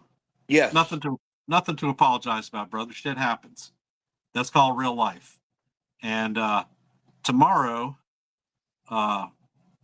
you receive the Yankee broadcast in real time via your TV source. Yes. So if you had to call from your phone, you're definitely capable of doing it because this is definitely working just fine. Yes, but we definitely need the other one, is better because I mean it'd be a little larger screen and again, you're doing a wonderful job, Ken. I didn't want to disrupt your thing. I just wanted to come on and tell you and at least know that this is working. So when it's done, let's get together, please, a few minutes and straighten it all out. Not a problem. All right, have a good one. I'm here. If any questions, And Naylor hits the ball to left field. Verdugo completes the play out for the first out of the inning. Looks like Ryan Thompson is warming up in the bullpen for the Arizona Diamondbacks.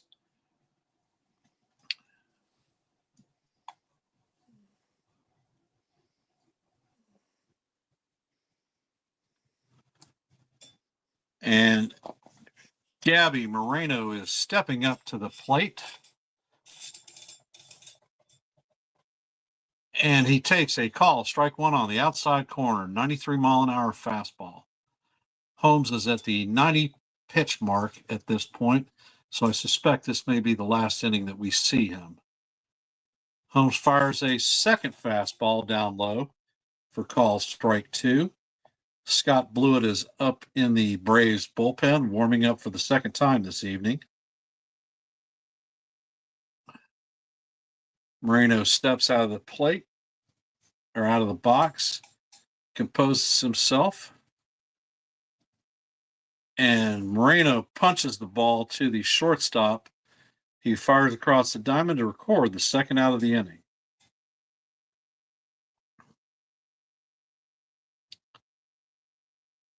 And we have Eugenio Suarez coming up to bat. He has 2 at-bats on the evening, and he has a solo and a 3-run homer.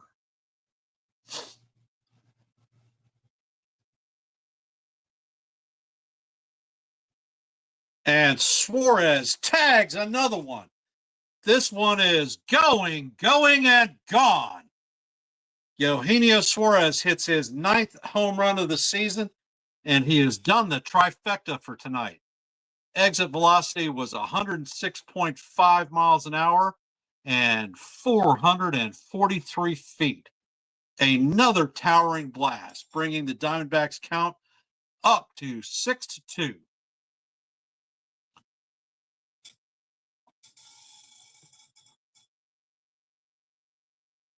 And Brian Snitsker comes out to the mound and he takes the baseball from Holmes, as Holmes' night is over with. So we are going to take a short break for a pitching change and have some time to wrap. Stephen B., you're eating dinner. What are you having, brother?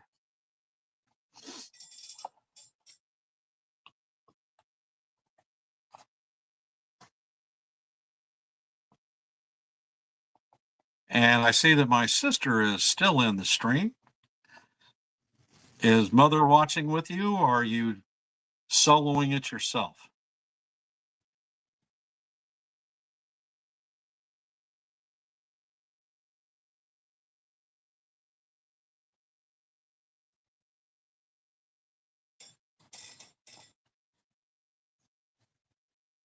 So the balls are flying out of Chase Field tonight. 2 home runs on the Braves tally ticket and 3 for the Diamondbacks.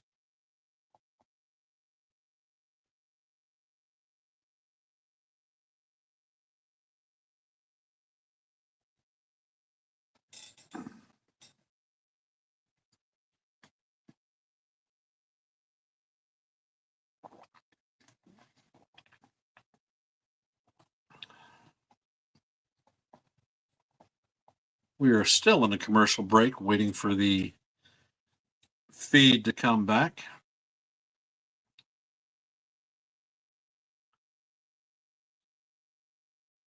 Thank you, Stephen. I appreciate the comment. I'll bring it up on the screen. Ken's calling a great game and a big thumbs up. All right, brother, what are you eating for dinner?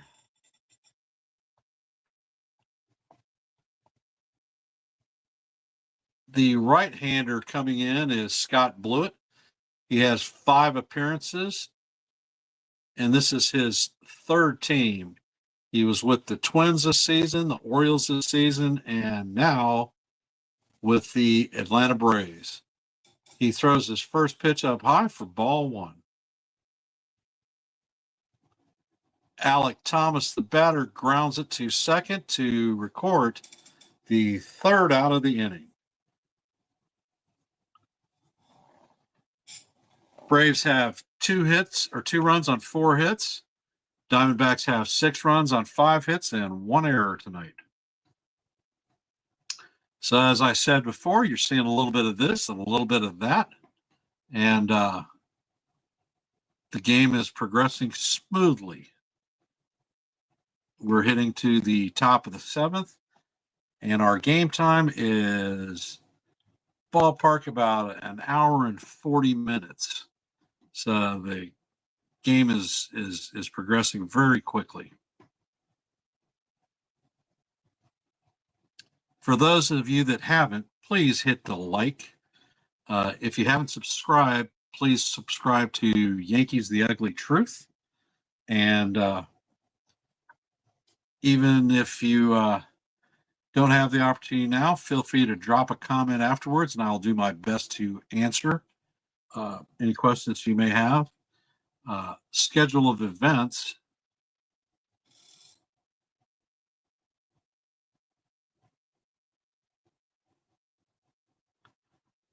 I will bring up a comment from Cold Italian Pizza. Ken, I know it's only April, but the Mets are poised to run away with the NL East. Braves and Phillies haven't been good. You are absolutely right. The Braves and Phillies haven't been good. My personal opinion, Cold, is I don't think that the Mets starting pitching can hold up as well as it has over a full season.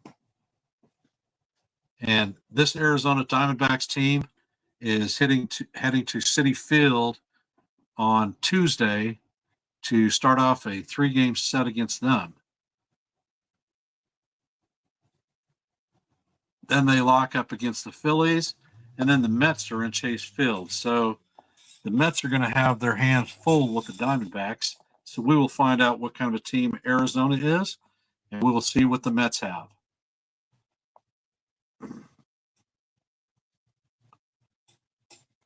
Okay, the Diamondbacks have a new pitcher on the mound, Ryan Thompson. He has 9 appearances this season. He has a 3.72 ERA with 9.2 innings. He has 10 strikeouts and 5 walks. And Albies hits a single past a diving Josh Naylor to right field. Albies is on base with a single.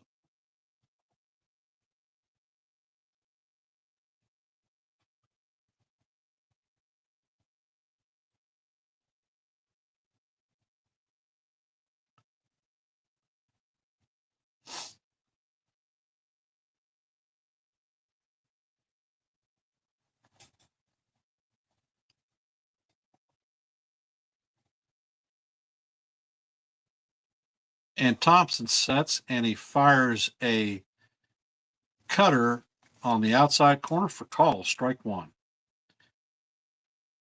Michael Harris is up to bat. He is 1 for 2 tonight.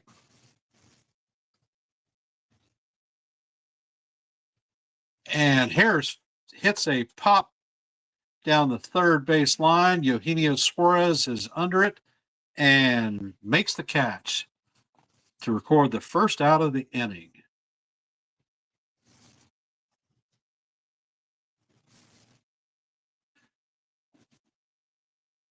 Suarez's 3 home run night is the 4th 3 home run night of the season.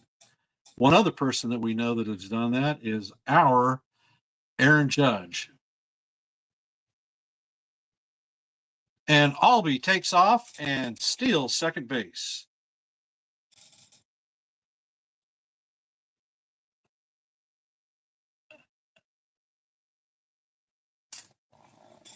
So we have Albies at second with 1 out, and the batter Eli White is up to the plate.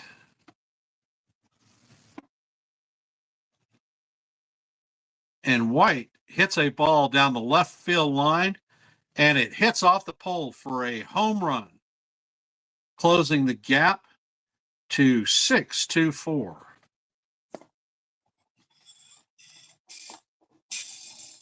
And me personally, I am not a Ryan Thompson fan because I've seen him do this way too many times coming in to relieve a solid start. Let's see. Got a couple of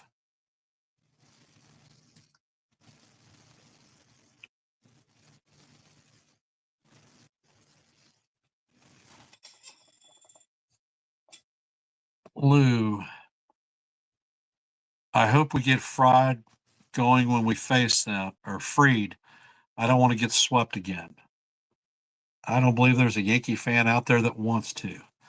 And a comment from Stephen B. Cold Italian Pizza. Mets starting pitching isn't going to hold up. It's 1 month. Braves and Phillies will find their groove.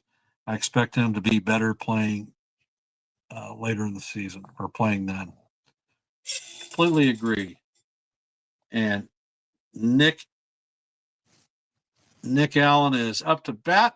He hits a line drive that Corbin Carroll slides to make the catch, recording the second out of the inning.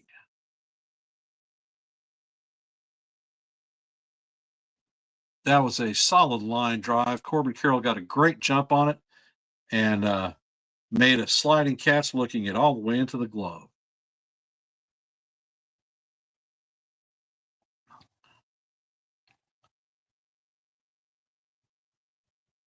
And Thompson fires a sinker at the knees of Verdugo for a call, strike one.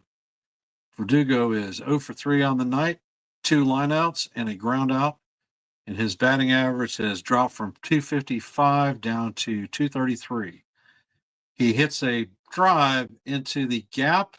Alex Thomas closes on it and catches the ball to record the third out of the inning. The Braves do catch 2 runs on a 2-run homer by Eli White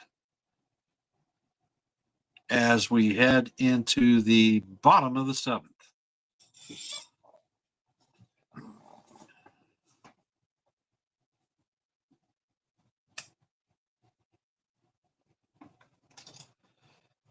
For those of you out there watching or involved in the chat, I'm Ked, and we're here with Yankees The Ugly Truth. I appreciate all of y'all's support for my channel, and if you haven't, please hit the like button. Make comments if you feel like it afterwards. If you're in the chat and I see it, I will try to bring you up or bring your comment up and answer it there. If you would, you could share this stream out with any of your folks that you think will find value in it. And once again, I thank you for being here tonight and supporting me. We are currently in a commercial break from the broadcast. All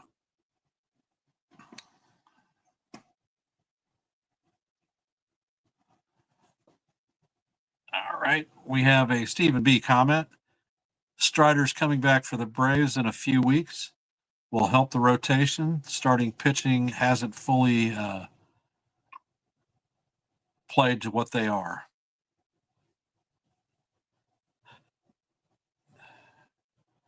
No disagreement, Stephen B.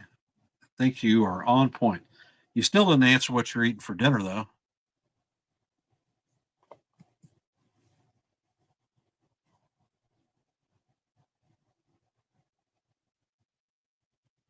And Jorge Barosa is stepping up to the plate. He takes a changeup right across the heart of the plate for call, strike one.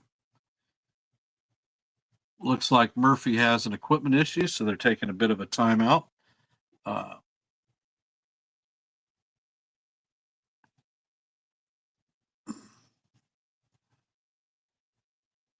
The count is 0-1 with no outs and no runners on.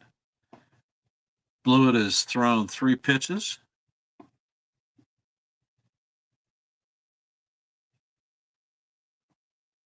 And he fires a fastball off the outside corner to even the count at 1-1.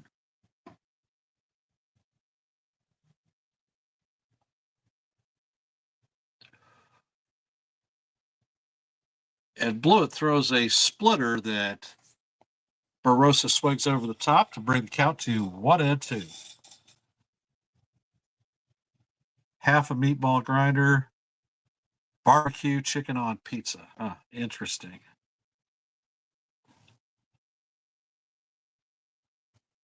And a bowl of tuna mac. So you are just a smorgasbord of food tonight. And Barosa fires a changeup down low to even the count at 2-2. Excuse me, Blewett fired a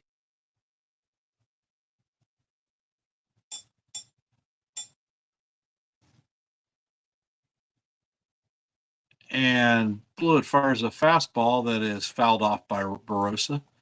Barosa is 0 for 2 on the night.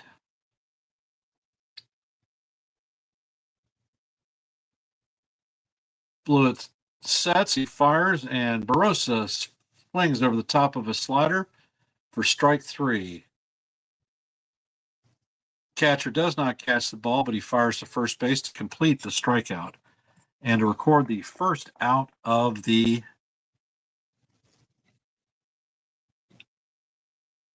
inning. All right, bringing up some breaking news from Joe at NY Yankees Mania. The Mets came out with some news. It's a blow to the bullpen. AJ Minter is going to the IL with tricep soreness. And Jalen Beeks, left-handed relief pitcher, is warming up in the pen for the Diamondbacks. Tawa is up to the plate and takes a fastball up high. Tawa on the evening is 0 for 2. And there is a changeup down in the dirt to bring the count to 2-0.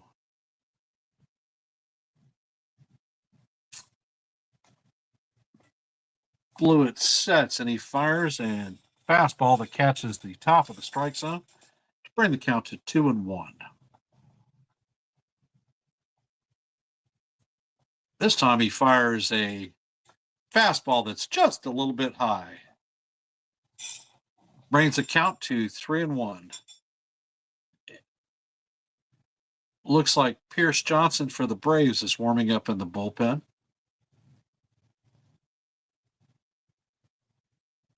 And Blewett flyers a slider that Tawa swings over the top of to bring our count to 3-2. Corbin Carroll is on deck.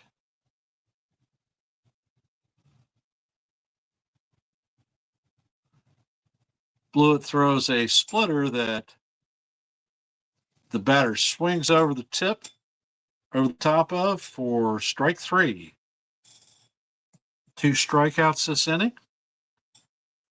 And Diamondbacks leadoff hitter Corbin Carroll is coming up to bat. He is 0 for 3 tonight with a flyout and 2 strikeouts.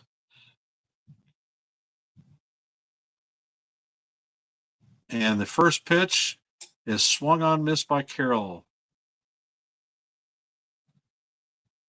Count is 0-1 with 2 outs, no runners on. We are in the bottom of the 7th. Score is 6-4. And Carroll takes a slider and swings over the top of it for strike 2. Carroll is down 0-2. Carroll is currently hit in 4 straight games, 16 of his last 17. And Corbin takes a swing at another sinker down low and swings over the top of it for the 3rd strikeout of the inning. And we have completed 7 here at Chase Field.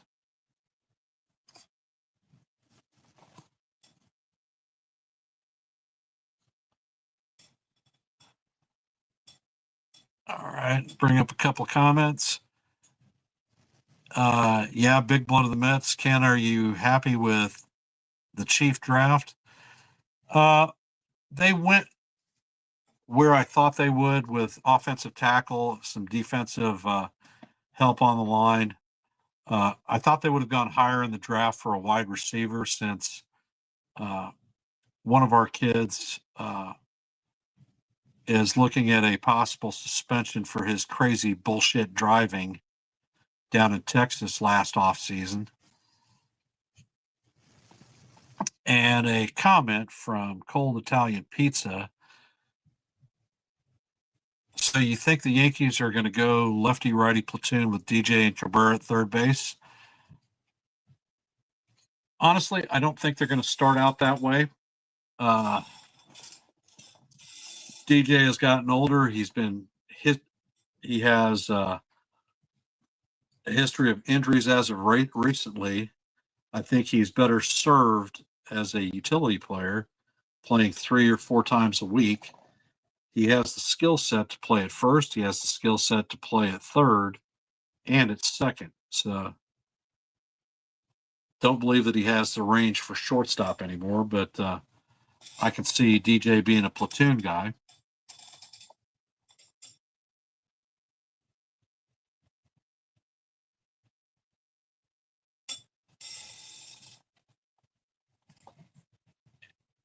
And we're back to the broadcast, but I'm going to bring up a comment from Stephen B. Think DJ is a utility player and needs rest. I expect a platoon at third base till the trade deadline. That is certainly a possibility. Jalen Beeks is in for the Diamondbacks.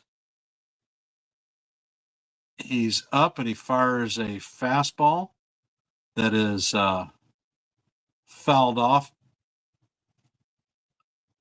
by Riley.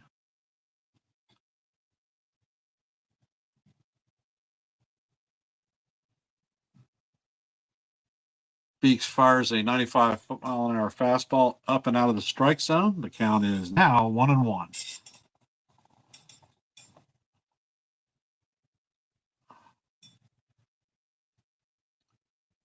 Beeks fires another high fastball. This time it's swung through by Riley. Riley is 0 for 3 on the night. He has 2 strikeouts and a groundout. He's 0 for 3 on the evening. Beeks is up 1-2. And he fires another 96-mile-an-hour fastball up and out of the strike zone.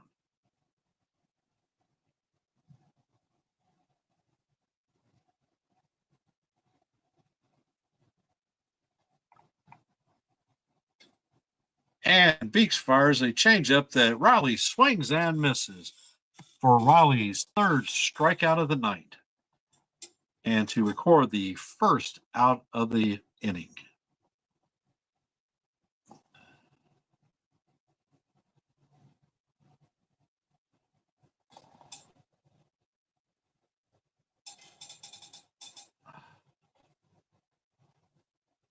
Beeks fires a changeup that Marcell Ozuna swings over the top of to bring the count to 0-1 with one out. We're in the top of the eighth. Ozuna is 2 for 3 on the night. Beeks fires another fastball. This time it's down in the dirt to even the count at 1-1.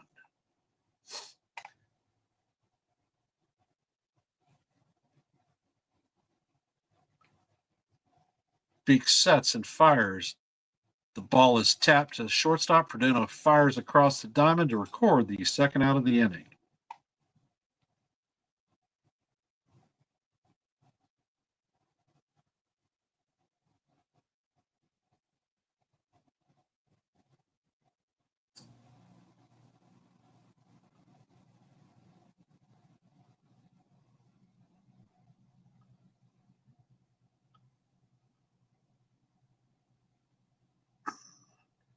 And Matt Olson is up to bat. He takes a first fastball, a 95-mile-an-hour fastball that is fouled off.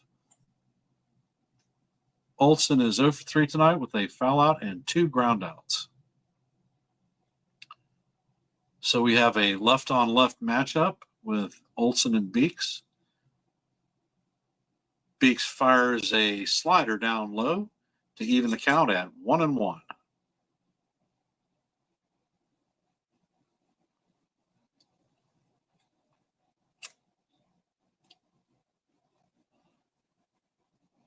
Beeks fires a fastball that is fouled off to bring the count to 1-2. All bullpen arms are available for the Diamondbacks tonight, so I expect that Justin Martinez will be out for the ninth inning. If you remember Martinez from his games back in Yankee Stadium, Beeks fires a changeup down low to even the count at 2. Martinez was throwing the ball over 100 miles an hour fastball, and he was throwing an 83-mile-an-hour slider. Difficult bullpen arm to match up with.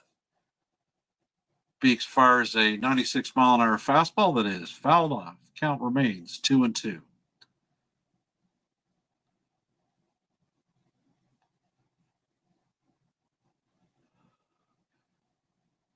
Olson is the 4-hole hitter for the Braves.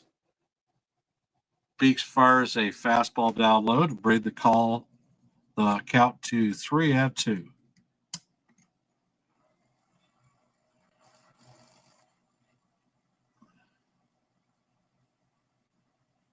And he fires a fastball up and out of the strike zone to walk Matt Olson.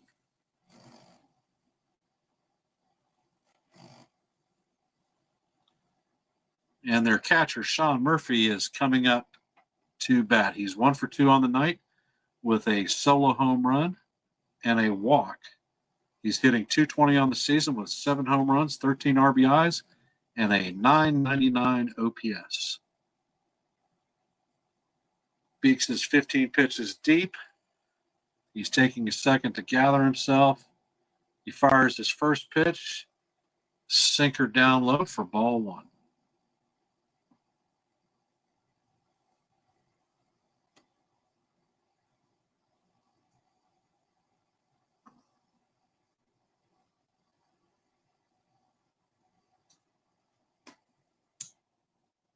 Beeks sets and fires a changeup down low for ball 2. Count is now 2-0. We have a runner at first with 2 outs, and we are in the top of the 8th. Arizona leading 6-4.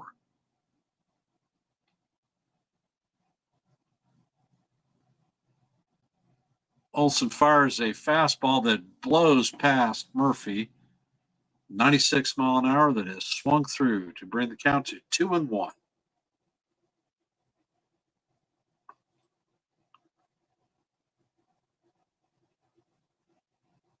And Beeks fires another fastball past Murphy to bring the count to 2-2. The Diamondbacks are on their feet cheering for the strikeout. Count is 2-2. Beeks sets, and he fires a heater up and out of the strike zone to bring the count to 3-2.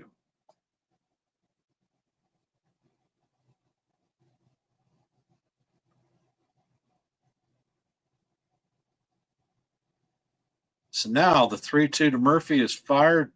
Change up down low for ball 3. So now we have back-to-back 2-out walks. And the pitching coach for the Diamondbacks, Brian Kaplan, is coming out to the mound.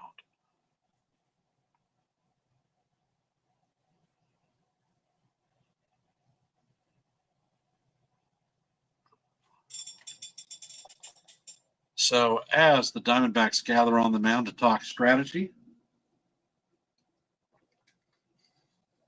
we have a break for a couple of minutes.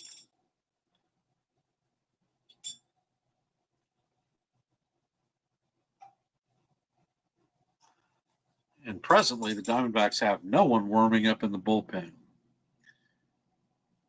Ozzie Albies is hitting .235 on the season, 4 home runs, 12 RBIs, a .696 OPS. He's 1 for 3 tonight with a single and a run.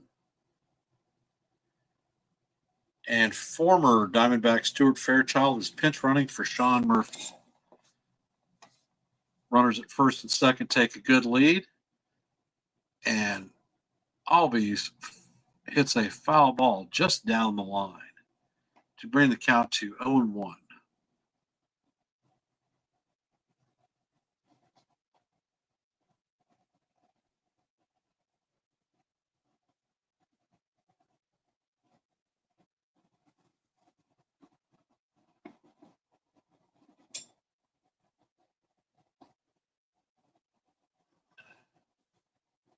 Beeks sets, he fires, and Albies hits a base hit.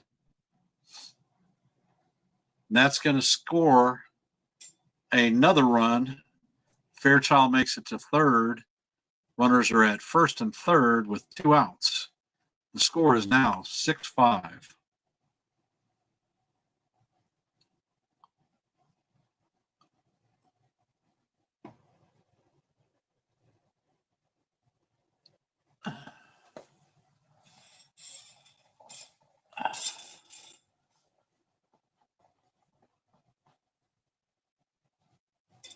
So we have runners at first and third with 2 outs in the top of the 8th.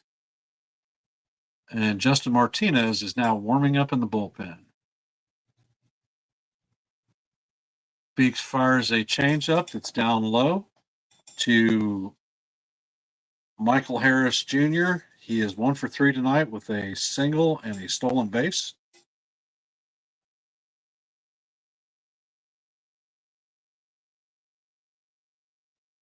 Albies takes a pitch up high that's called strike 1.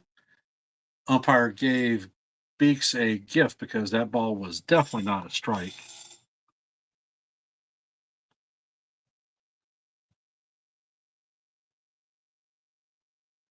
Beeks sets and fires, and Harris swings over the top of it to bring the count to 1-2. Once again, the Diamondbacks fans are up on their feet cheering for the strikeout.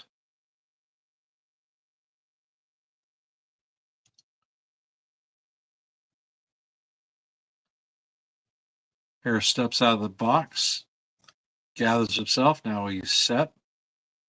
Beeks sets, and he hits a ball to center field, and it is over Alex Thomas's head. Fairchild scores.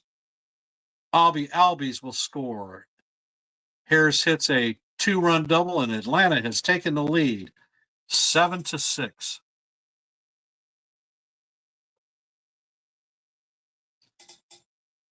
Alec Thomas misread the ball. He broke in, and it went sailing over the top of his head.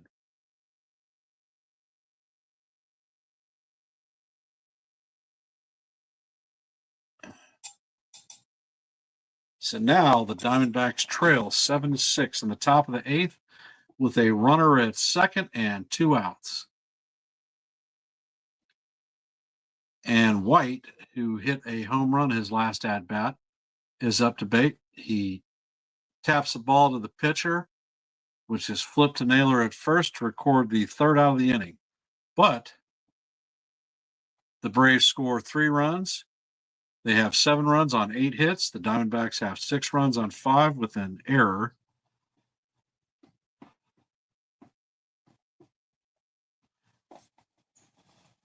All right, I'm reading some notes. Stephen B. Ray's Kim should be back between May and July. Not sure who that is. Thinking more so July for Kim.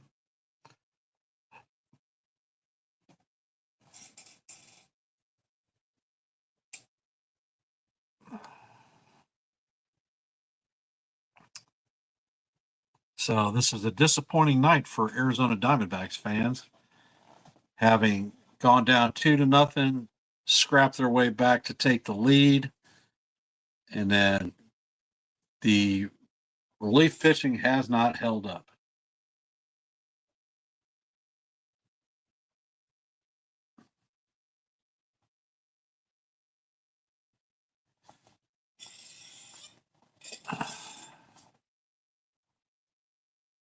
Okay, yeah, I know who you're talking about. I forgot who he signed with.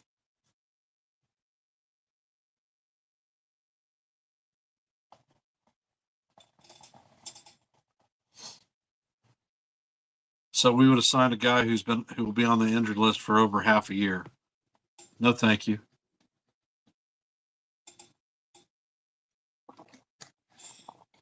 And God knows what you get when he comes back.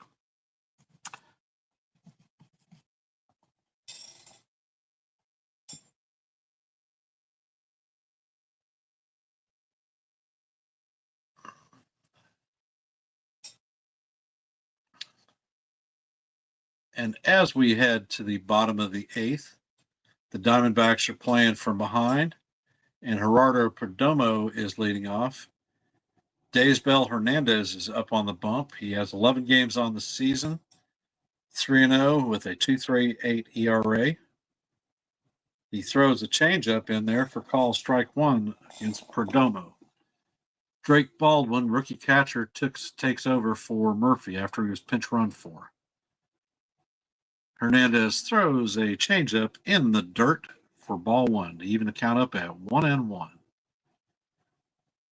Perdomo has 2 walks and a lineout this evening. Takes a fastball, 98 mile an hour, that he fouls off. Count is 1-2.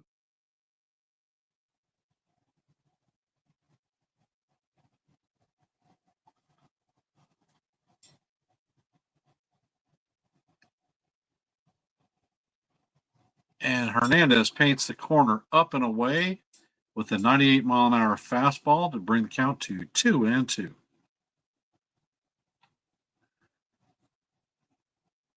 Hernandez sets and he fires.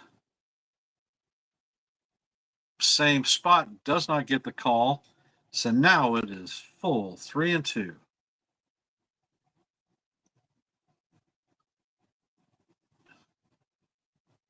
And Perdomo takes ball 4.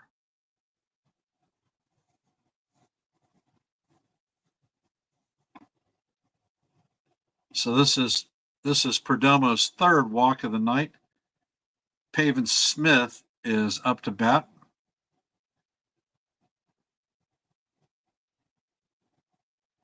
And he takes a changeup that he fouls off to bring the count to 0-1. Smith is 0 for 2 tonight with a walk in the fourth, and he scored a run.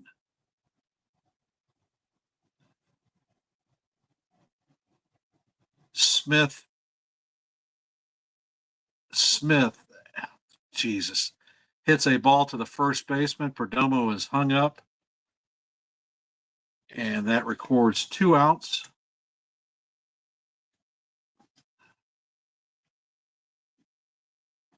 Pavin Smith hit a ball right down the first base line.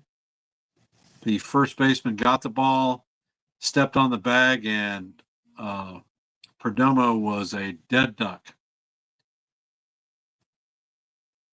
So he got into a rundown, 3-pass throw, and is tagged out.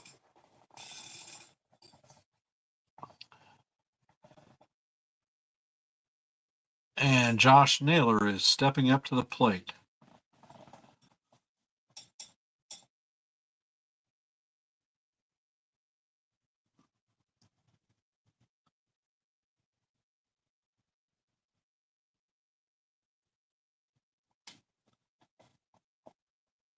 Smith is grounded out to Matt Olson 3 times tonight. 2 of those resulted in double plays. Naylor is in the box. He takes a changeup off the plate for ball 1. We are here in the bottom of the 8th. The Braves lead the Diamondbacks 7-6.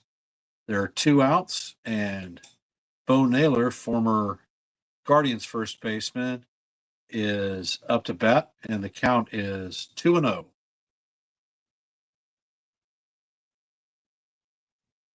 Hernandez fires a 98-mile-an-hour fastball right on the lower portion of the strike zone for call, strike 1.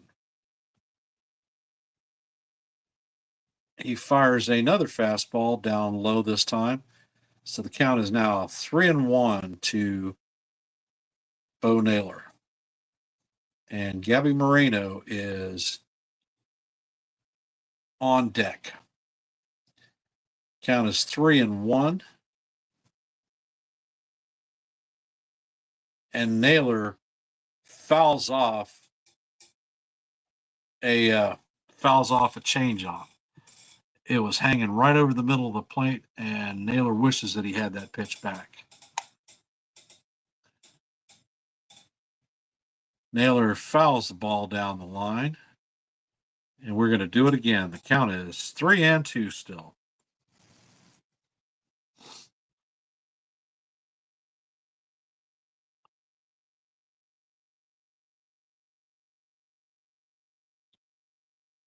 And he fires a changeup down low for ball 4. Naylor draws the walk, and Gabby Moreno comes up to the plate. Moreno dropped a 2-run single in the 4th inning. He had a 10-pitch at bat against Holmes. And Hernandez fires a 100-mile-an-hour fastball up and away for ball 1. Second pitch is a 99-mile-an-hour fastball down low called strike 1 to even the count at 1-1.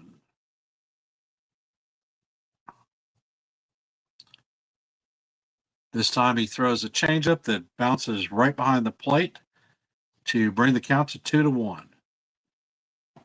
We are in the bottom of the 8th with a runner at first base and 2 outs.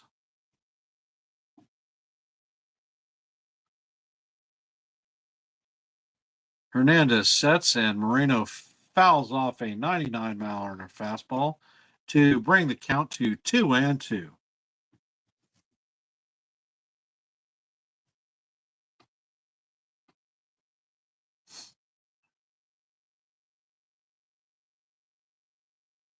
Hernandez attempts to pick Josh Naylor off of first base.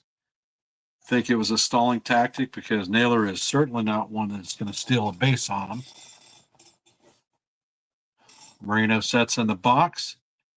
And he takes a 99-mile-an-hour fastball that he swings over the top of for strike 3. And that ends the 8th inning. And it looks like Dre Jameson may be coming into the game vice Justin Martinez. But we will see when it is all said and done.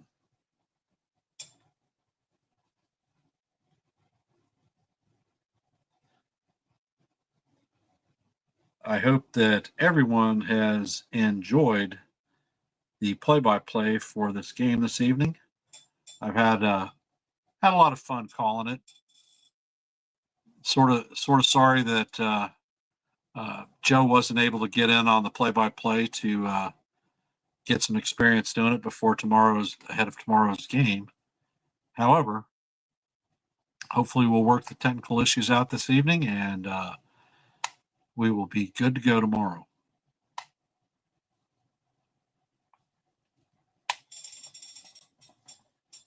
We are still in a commercial break.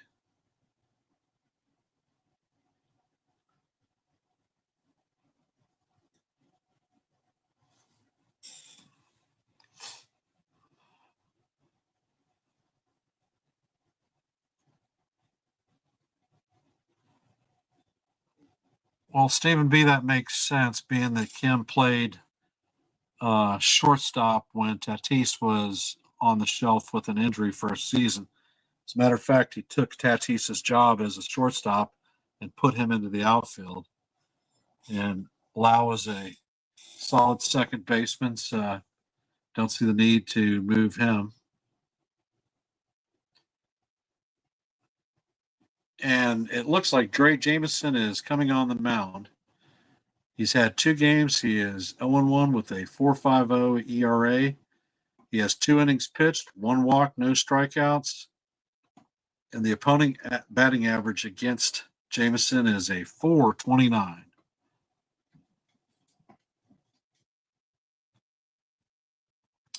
The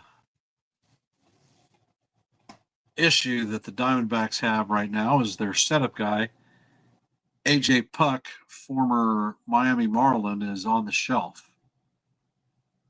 So they're trying to put in a setup guy.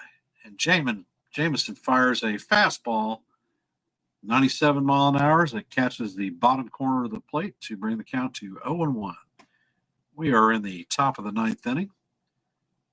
And Jameson fires a cutter off the outside edge of the plate to even the count at 1-1.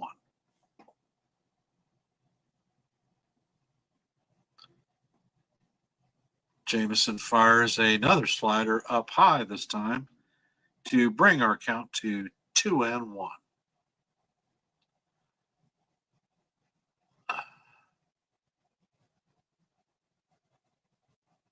And Jameson fires a 96 mile an hour fastball up high and away for the 3rd ball of the at bat. The count is now 3-1. Alex Verdugo is on deck. Jameson sets, fires a fastball that Randazzo calls a strike, which was not a strike, but he brings the count even to 3-2. And Jameson sets, he fires, and the ball is fouled off. Count remains 3-2. Looks like the foul tip got a piece of Gabby's throwing hand, and he is up, shaking his hand and walking around.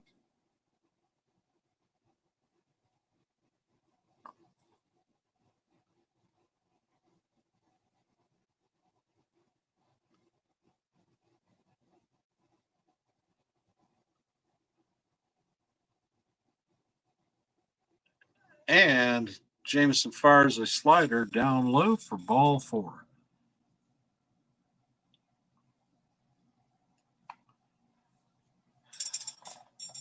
Now the lineup is turned over, and Alex Verdugo is up to bat.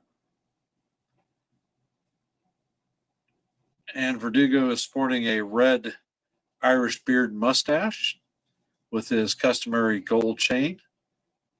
He takes a pitch. He hits a line drive to center field, and Alec Thomas fires the ball back in. Runners are now at first and second with nobody out.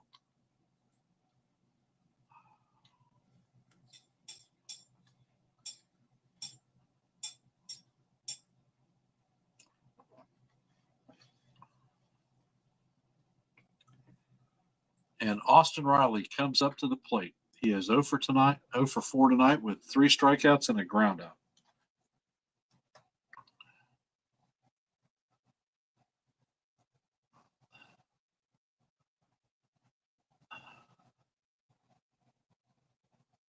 And Jameson sets and he fires a changeup that is swung over by Riley. Count is 0-1. And it looks like the Braves are warming up Rysel and Iglesias to come in to close the ninth for them. And Jameson fires a slider that Riley swings over the top of. Count is now 0-2.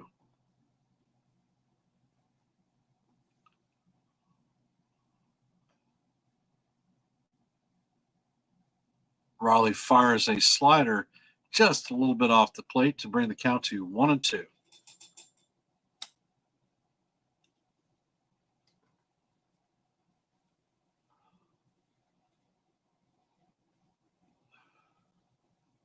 Jameson is staring Allen down. He fires, and Riley fouls a 99-mile-an-hour fastball down the right field line. Count still remains 1-2.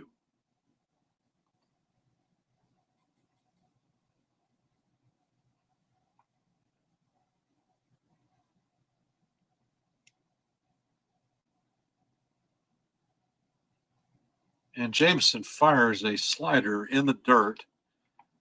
Count is now 2-2. We are in the top of the ninth with runners at first and second. Marcell Ozuna is on deck.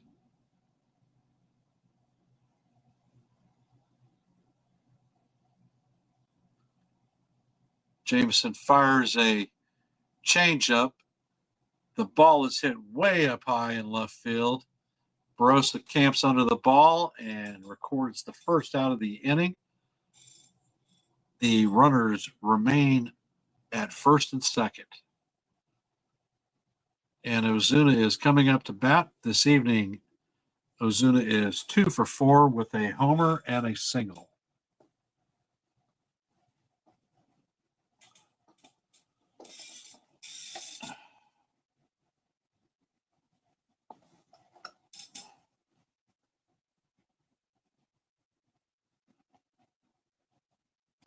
Jameson sets. And he fires a changeup off the plate for ball 1.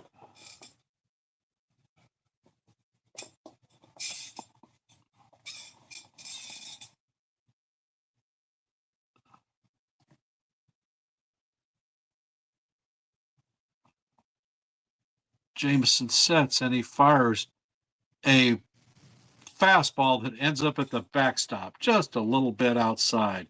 Runners advance to second and third, taking away the double play. Bringing up a comment from Stephen B. AJ being out for the Diamondbacks is a big blue. Guy is a stud. Yeah, and he's one that I wish that we would have acquired last season at the deadline.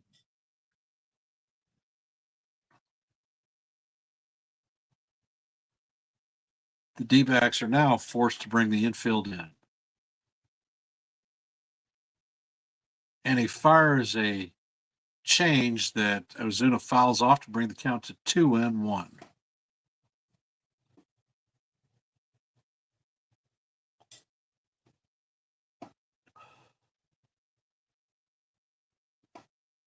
The defensive alignment, Suarez is even with the bag and everyone else is on the grass. Jameson fires another changeup off the plate, bringing the count to 3-1. Matt Olson is the on-deck hitter.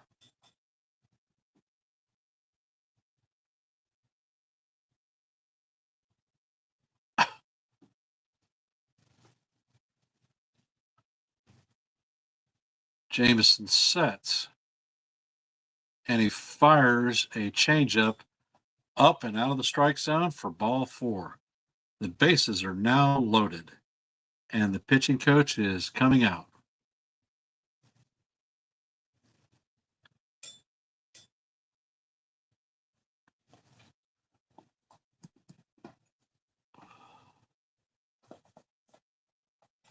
This is going to be a huge test for Trey Jameson. He missed all of the 2024 season with Tommy John surgery. He has been one of the Diamondbacks' prospective future pitchers that they look forward to adding to their rotation.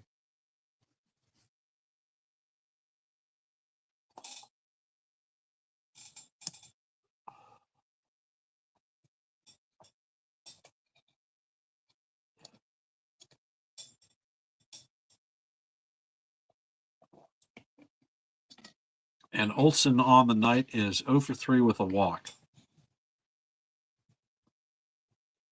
And the bases are full of Braves. Jameson fires a sinker up in the zone for call, strike 1.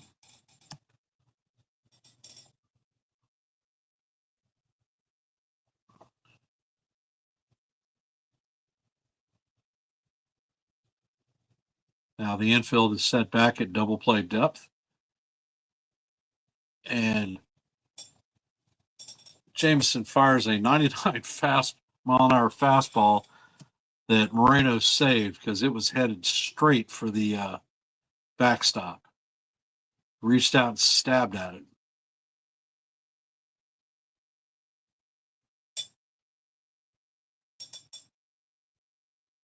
And he fires the ball hard to second. And he fires to second and completes the double play at first. Jameson gets out of the jam with a double play, and Arizona Diamondback third baseman Eugenio Suarez, who has 3 home runs on the night, is going to be leading the bottom of the 9th off.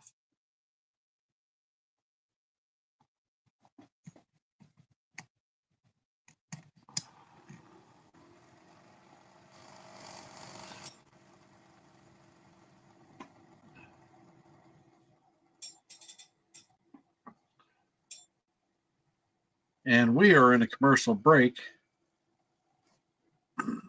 looking at a nail biter thus far.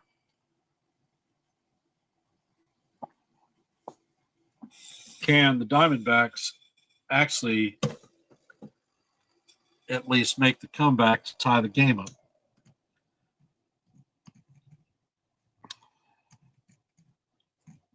Iglesias should be coming on to pitch the bottom of the 9th for the Braves. If I remember correctly, Iglesias was the closer for the Angels.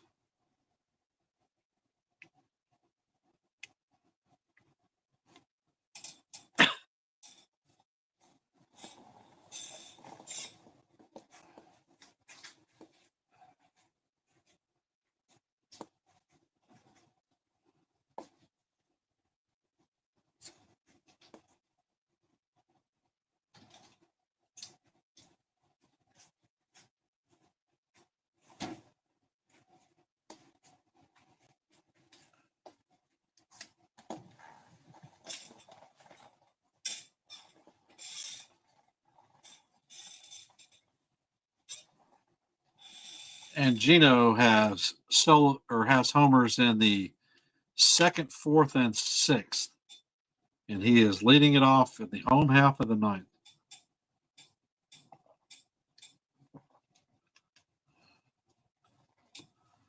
Raisel Iglesias is coming in. He has 4 out of 5 successful saves this season.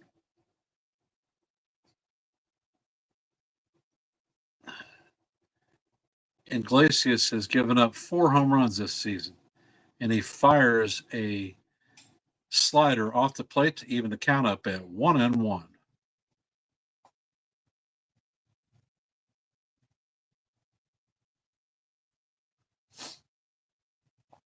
And Iglesias fires a cutter inside for call, strike 2. Count is now 1-2, and Alex Thomas is on deck. Iglesias fires a 96-mile-an-hour fastball off the plate, and it is now 2-2.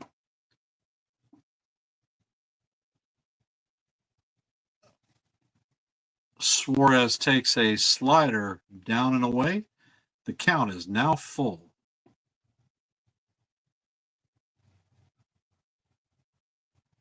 And Suarez hits another drive.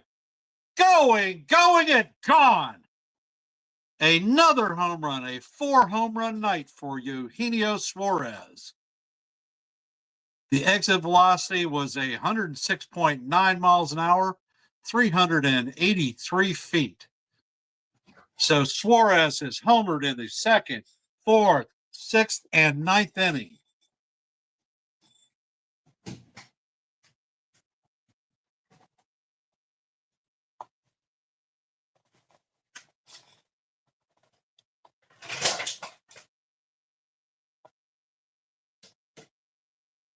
Four swings, 4 homers, and the score is 7-7. And Alex Thomas drives a pitch to right field. Iglesias has given up his 5th home run of the season. And the Speedy Thomas is on at first base.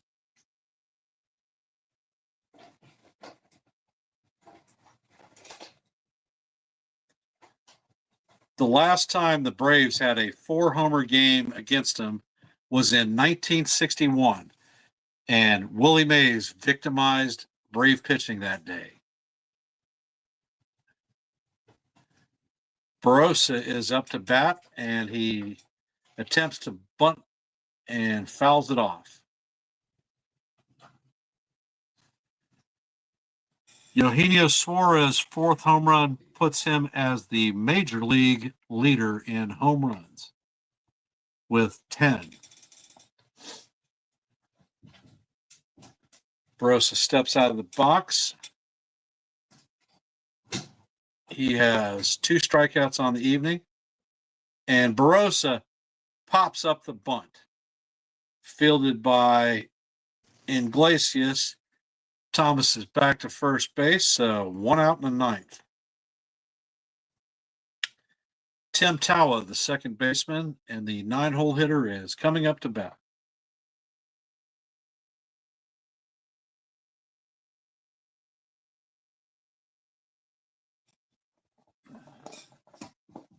So a bad execution of a bunt, and Iglesias throws over to first to try to pick Thomas off, but he is back safe.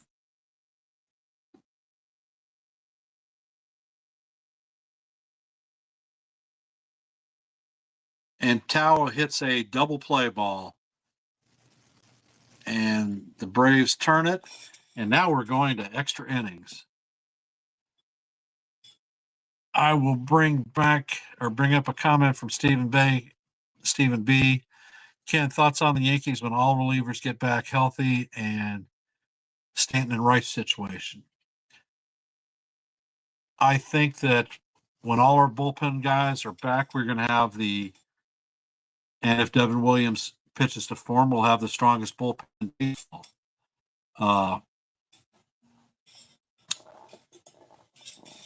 If Rice continues to hit the way he has after Giancarlo comes back, they're going to find at-bats for him, whether it's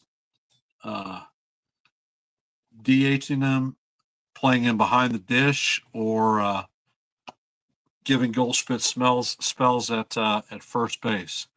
But they're gonna try to keep his bat in the lineup.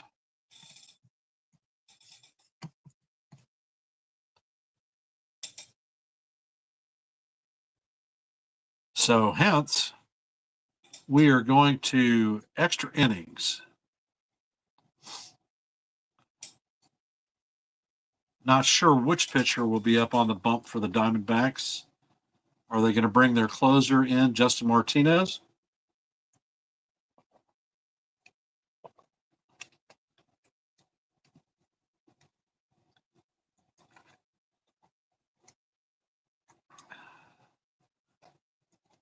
And folks, I see that we have a few people out there.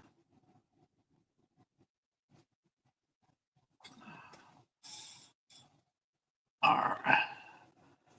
Stephen B., that's what I thought. Wells, Rice, and AJ at catcher. Rice gives days off to Goldschmidt and DH. So Stanton can rest here and there. Completely agree with you. The important thing is going to be looking at possible days out of right field for Judge.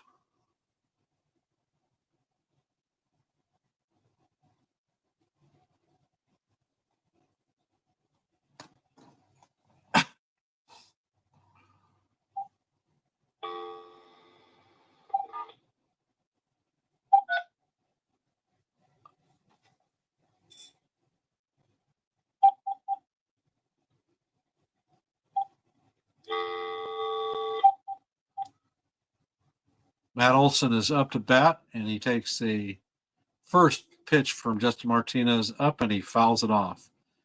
Drake Baldwin is the new hitter. He's hitting .244 on the season with 2 homers. And Olson is the runner at second base. And he fires, or he bounces the ball to Martinez. Olson advances to third, and Martinez fires a strike to first base.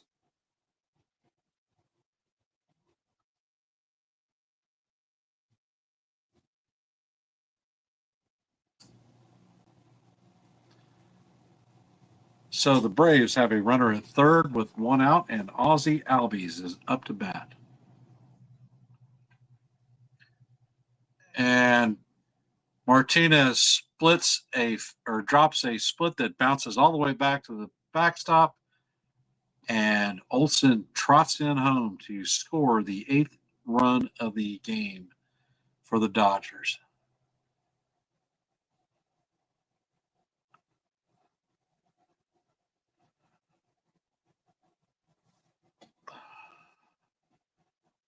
And Albie Albies is up to bat. He's 2 for 4 on the evening. And he pops the ball up to the left fielder. Barossa is camping under it and records the second out of the 10th inning. And this is why I freaking hate the damn ghost runner.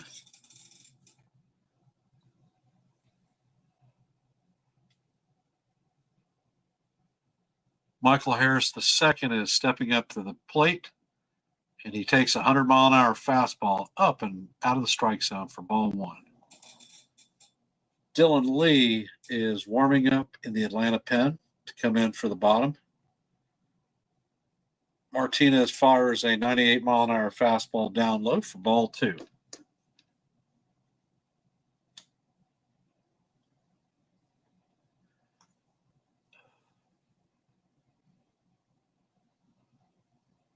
Martinez sets.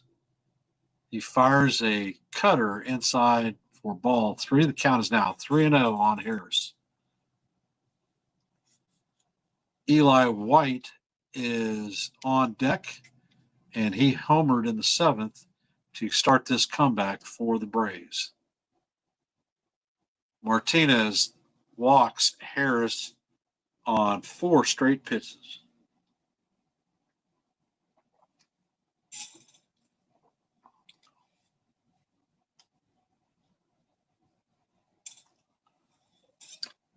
All right, and I'm bringing up a comment from Stephen B. Ghost runner at second is so stupid. This needs to go. Play the old-fashioned way, and after 13, Ghost on first, 16 second, and 20th at third. Well, that is definitely a progression, that's for sure. And And Martinez throws a fastball for strike one. Count is 0-1. And White grounds to Tawa at second, completes the play, and third out is recorded for the Braves.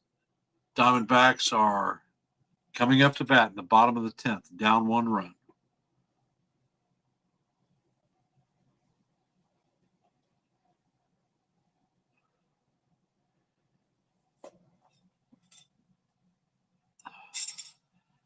In my personal opinion, this Ghost Runner changes the way that you play extra inning games.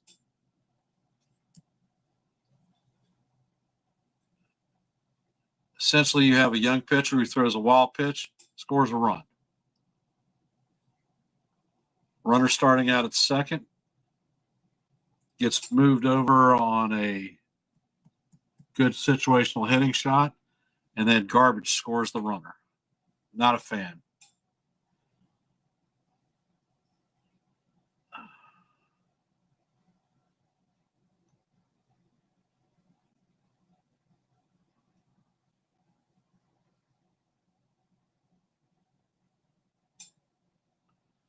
Well, in one of my earlier videos about the Ghost Runner, it was brought in during the COVID season.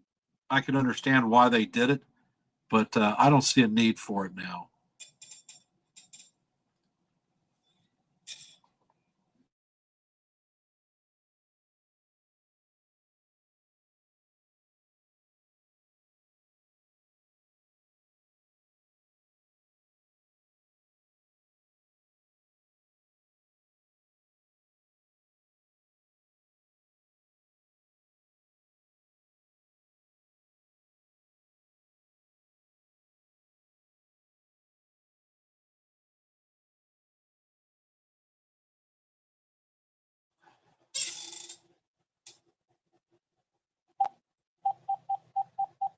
And Dylan Lee is on the bump for the Braves.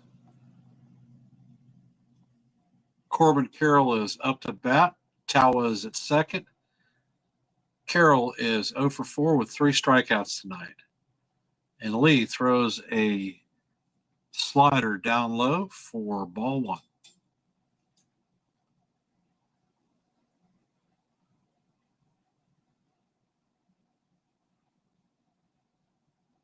Lee fires a slider that Corbin swings over the top of to even the count at 1-1.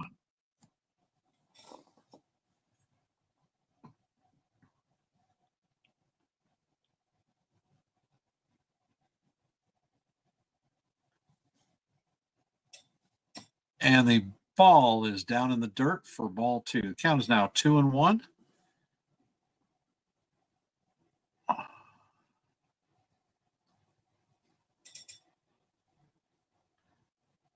And Shelby Miller is up in the bullpen warming up.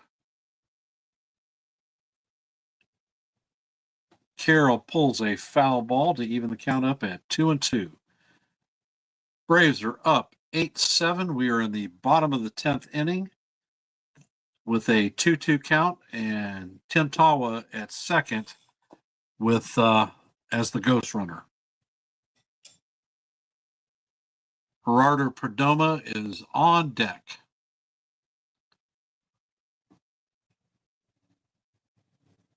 Lee sets, and Corbel hits the ball up the middle, but Albies fields it cleanly. Tawa ends up advancing to third as Carroll is thrown out. So he did something good for situational hitting, and Gerardo Perdomo is up to bat. He is 0 for 1 tonight with 3 walks, and he's scored a run. On the season, he's hitting .255 with 4 home runs, and the Braves pull the infield in. And Perdomo fouls the first pitch off behind the backstop. Count is now 0-1.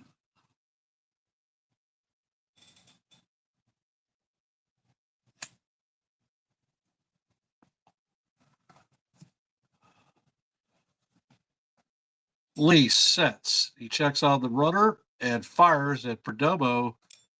Fouls off a 94-mile-an-hour fastball. Count is now 0-2.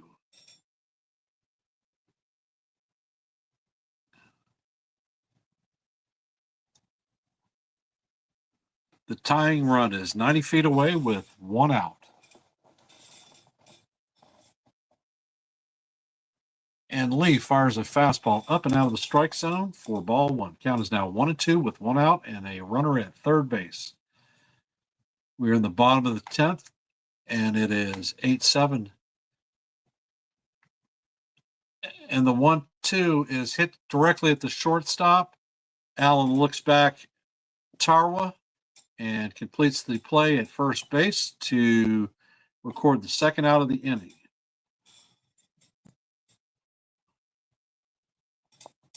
Pavin Smith, a left-hander, was scheduled to hit, but they are bringing out Randall Gritchick, a right-handed hitter, to face Lee.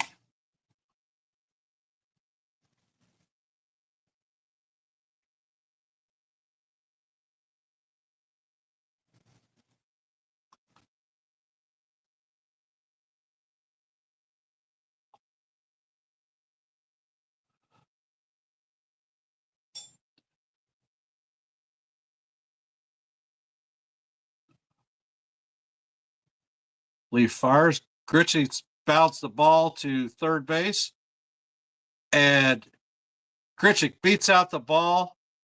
Looks like the Braves are going to challenge the play. They're doing a review.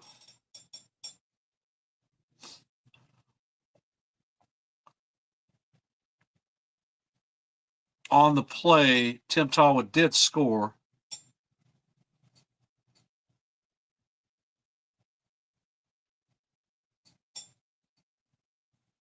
And it looks like the call is going to be overturned, and the Diamondbacks are going to lose 8-7 tonight.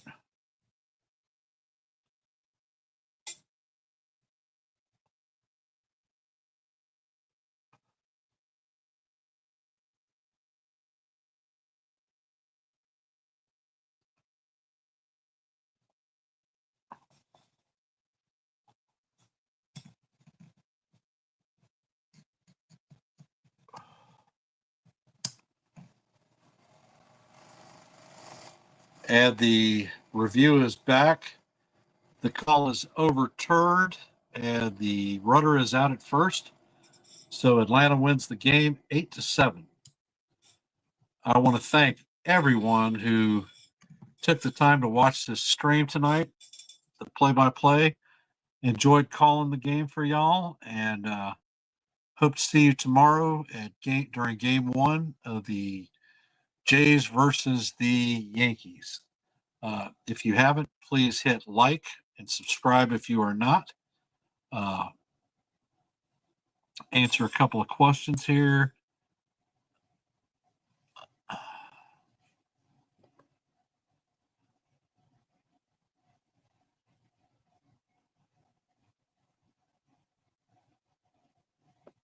All right, I missed part of a conversation.